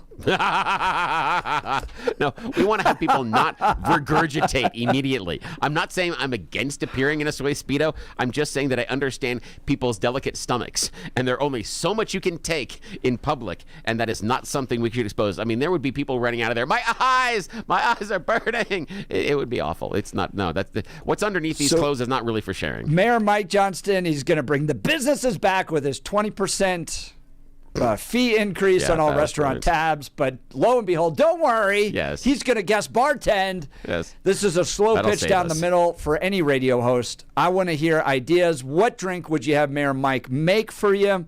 What can we do? Should we show up with bagpipes? Bill Thorpe in a Speedo? No. We could have so much fun. Bad idea. Yeah. Let's So talk to much fun Jacqueline with real this. quick. I want to hear. Let's go to Jacqueline in Nebraska. Good morning, Jacqueline. You're on the Jeff and Bill Show. Hey, good morning. Well, my eyes are burning. Yes, and they should be. At the thought of It's Bill in a awful. Speedo. Oh yeah, you need bleach right in the eyes. It's awful. Do not imagine. Even the imagination is a punishment of that. Yes. I didn't have breakfast, thank goodness. Oh, Listen, good. I got to tell you something. Now you know what the prerequisite is for a Democrat politician. They just have to know how to bartend. Yes. But Yeah, I'll tell AOC you too. what I tell you, an Aunt Roberta is one that's an expensive drink, and it has 7+ different items in it. It's called Aunt Roberta. And then a mojito is probably one that bartenders hate to make because it's the same thing. It's got multiple things in it. But, I never did drink a lot, but I'm a bourbon and 7 gal years ago when I drank. But I would load up a bunch of bikers, and I would take as many bikers down there as I could, and I would swamp him so bad. Ooh.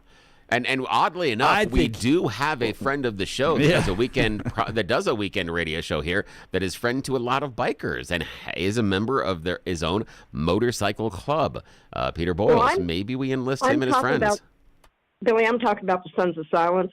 Oh, no, but here's the thing is, Peter knows some of them. I'm talking about the rough crowd. I would bring them down there, and I would swamp him so bad, get those bikers in there, and give him hell. I don't think he'll show up, but, that's probably what he did before he went into politics, is he was probably working in Vail in the restaurants and bars. I think good. that's exactly right. The first thing I thought of when you said that's what he's probably doing before he was mayor, I went to the biker thing. The first thing I thought is I went Mikey to and the the gang bikini leathers. team. Jacqueline, great call. By the way, Thank you, Jacqueline. I looked up the Aunt Roberta. Yeah, that's serious. Known colloquially as the world's deadliest cocktail, the Aunt Roberta cocktail is a potent concoction that blends the warming notes of brandy with the clarity of vodka. Clarity? The kick of absinthe.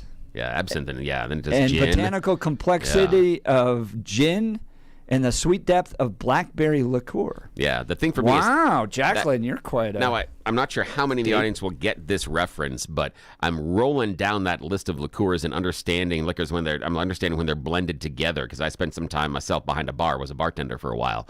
Understand the blend that's involved there. And that reminds me of the Pan-Galactic Gargle Blaster.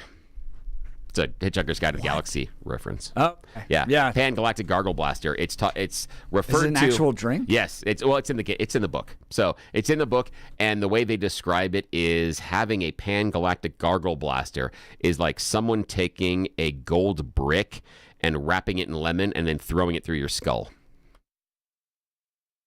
I know. I want to try. Give me that one more name. One more time. The Pan-Galactic Gargle Blaster. Invented by, I'm waiting for my Douglas Adam fans, Mr. Zaphod Beeblebrox.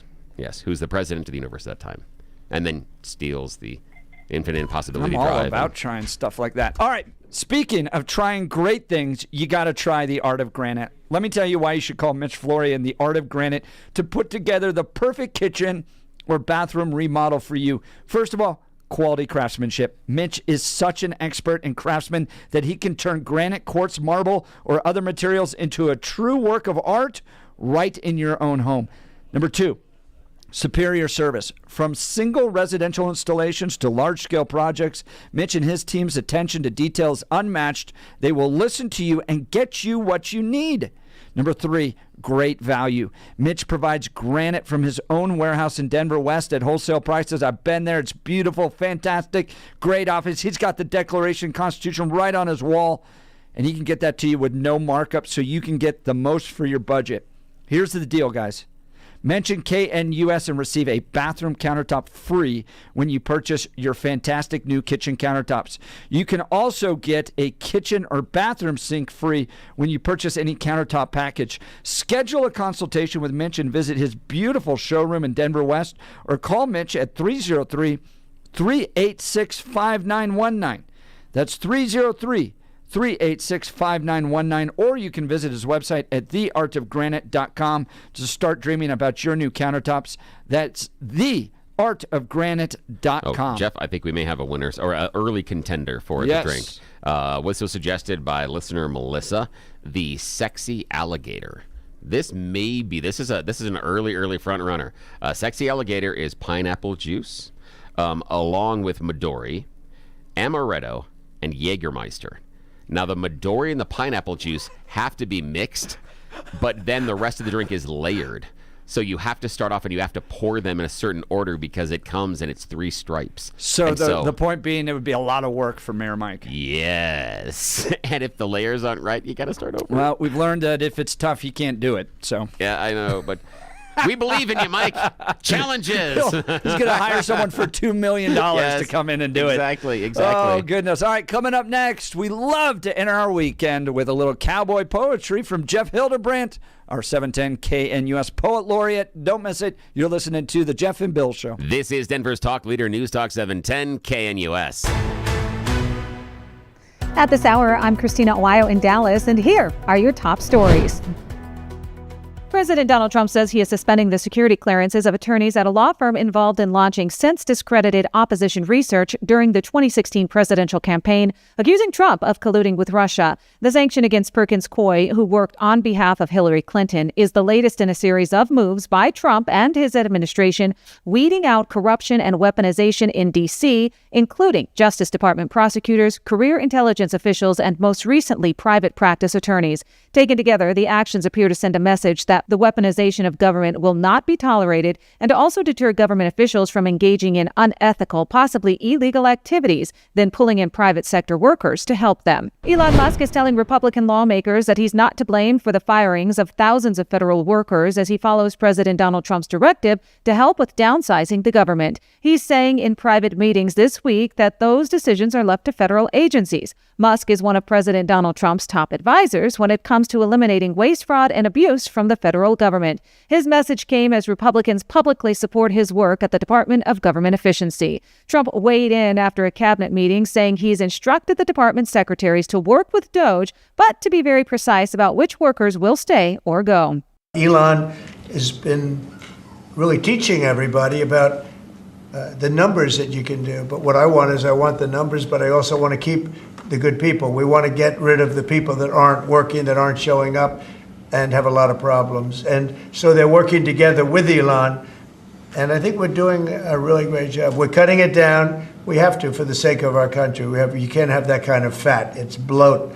The president of a small federal agency that supports investment in African countries sued to block the Trump administration from shutting it down. Ward Brem, the president and CEO of the U.S. African Development Foundation, said in the lawsuit that DOGE and President Donald Trump do not have the authority to shut down the agency, which was created by Congress. The Trump administration has mandated Elon Musk's DOGE to shrink the size of the federal government and root out waste, fraud, and abuse. A South Carolina man convicted of murder is scheduled to be executed by a firing squad Friday night. Brad Sigmund beat to death his ex-girlfriend's parents with a baseball bat as part of a botched kidnapping plan in 2001. The 67-year-old man will be the first person to die by firing squad in the U.S. since 2010, and just the fourth since the death penalty resumed in the U.S. 49 years ago. 3 volunteer shooters positioned 15 feet away will fire bullets at a target over Sigmund's heart. The distance is the same as that between the free throw line to the backboard on a basketball court. That's what you need to know at this hour. In Dallas, Christina Weil, Salem News Channel.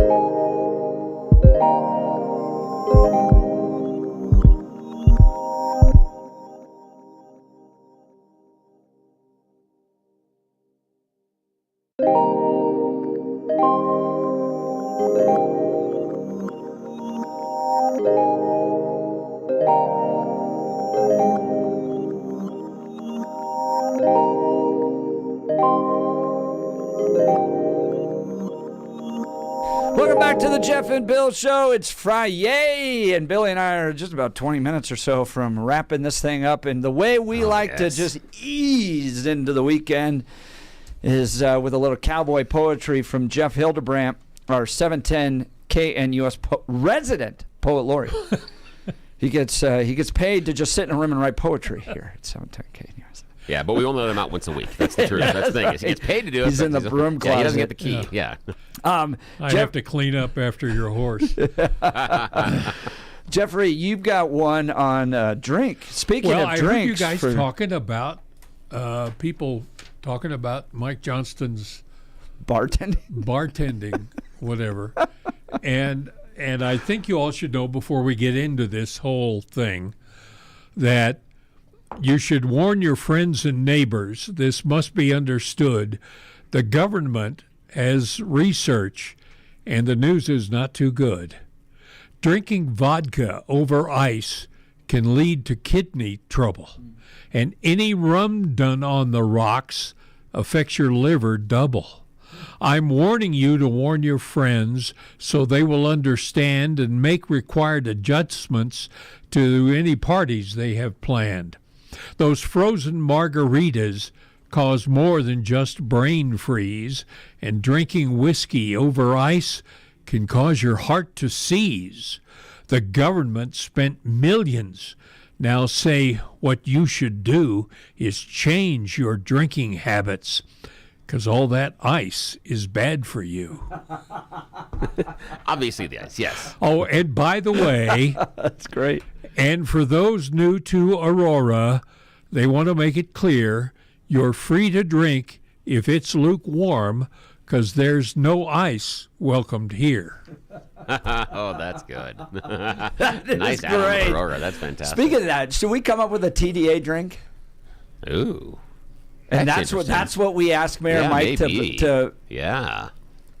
We'll have to figure out All that right. one. I'm making notes on that. TDA drink. I'm gonna post this on X. And a TDA drink would be great, but no ice. No That's ice. got to be part of it. Yeah, no ice. That's got to be great. Yeah, that's it. Yep. Brilliant, I Jeffrey. would say hot buttered rum.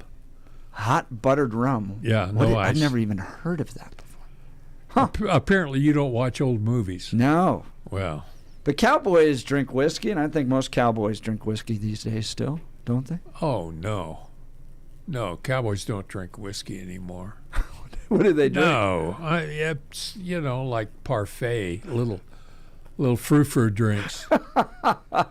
Have you been to the cowboy bar at the National Western Stock Show? No, I try to avoid that. The cowboy bar? Yeah. That is my favorite bar is at that one. All right, so next one, Cowboys on Concrete. This is in a tip of the hat, the Cowboys would say, to Darren Weekly. Yeah, right? in recognition of Darren Weekly. Darren and I have known each other for a number of years. And when I met him here today, I thought, oh, this might be a good poem. It's called Cowboys on Concrete. There are TV shows and movies about the cowboy way. I've heard people question if it's relevant today. Does the cowboy code of ethics really still apply? Do cowboys help the needy, or like others, pass them by? Do they stand up for the helpless, and when asked, they volunteer? Are they brave? Is there compassion? Do they act despite the fear? Have you seen a cowboy lately? I mean, have you really looked around to see who rides to help you out when all the chips are down? They're the ones who face down danger when others run away, the ones whose life is on the line, protecting us each day. But do you know the code of silence they maintain when they go home? To protect their loved ones from the truth, they carry it alone. One wife described it like a dance. They circle round the fear and hold each other tightly to keep away the tears. And yet, each time the call goes out that someone is in danger, these heroes saddle up and ride like modern-day Lone Rangers. 'Cause there's another feeling that they all get to share, that right now someone is alive. A child in danger did survive. A family won't be racked with grief. The city's safe from one less thief. Inside, they all share this belief. The world is better 'cause they're there. They're cowboys on the concrete. When you see one, pray God's grace will surround and will protect them from the dangers that they face. Thanking first responders is the least that we can do. After all, they risk their very lives protecting me and you.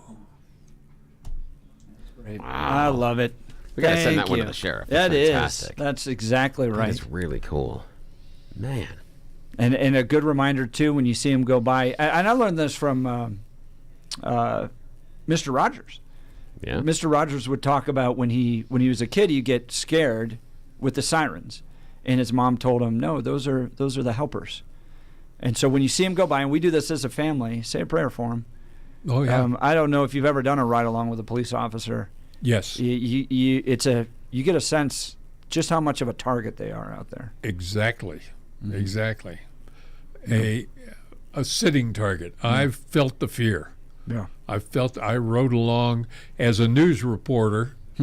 I rode along with officers, and we answered a call to an upstairs, climb up a back alley stairway to a bar, and you walk into a dark bar and everything, and I'm thinking, I need to change my profession, because just riding along with them, no. Yeah, that's exactly right. Jeff Hildebrandt, 710 KNUS Poet Laureate. He's got one more for us you're not going to want to miss. You're listening to The Jeff and Bill Show. This is Denver's talk leader, News Talk 710 KNUS.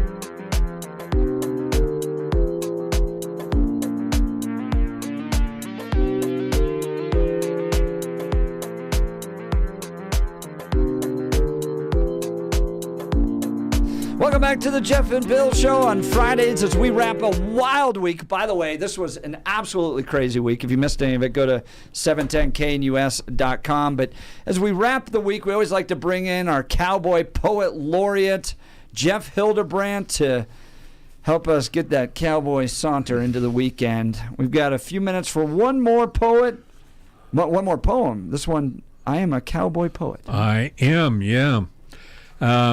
I am a cowboy poet. Well, not the cowboy part. I don't spend days on horseback, but there's cowboy in my heart. I am a cowboy poet. I wear a wide brim hat, just like those four real cowboys do. I make darn sure of that. I am a cowboy poet. I use phrases like darn sure, all y'all, and adios to give my rhymes allure. I am a cowboy poet, and I love the out of doors, the glistening mountain glaciers, and the verdant valley floors. I love the smell of fresh-cut pine, the chill of mountain streams, and the sound of saddle leather. I'm busting at the seams with joy for all things cowboy, except the cowboy way of walking round in those high-heeled boots all the livelong day. But as a cowboy poet, I have to play the part, because folks expect the image when there's cowboy in your heart. It's sort of like a Christian, you know. There's joy but also pain when standing on God's principles while those around complain you're just a soggy blanket, a fool and not real smart. But you know God applauds the sacrifice when there's Jesus in your heart.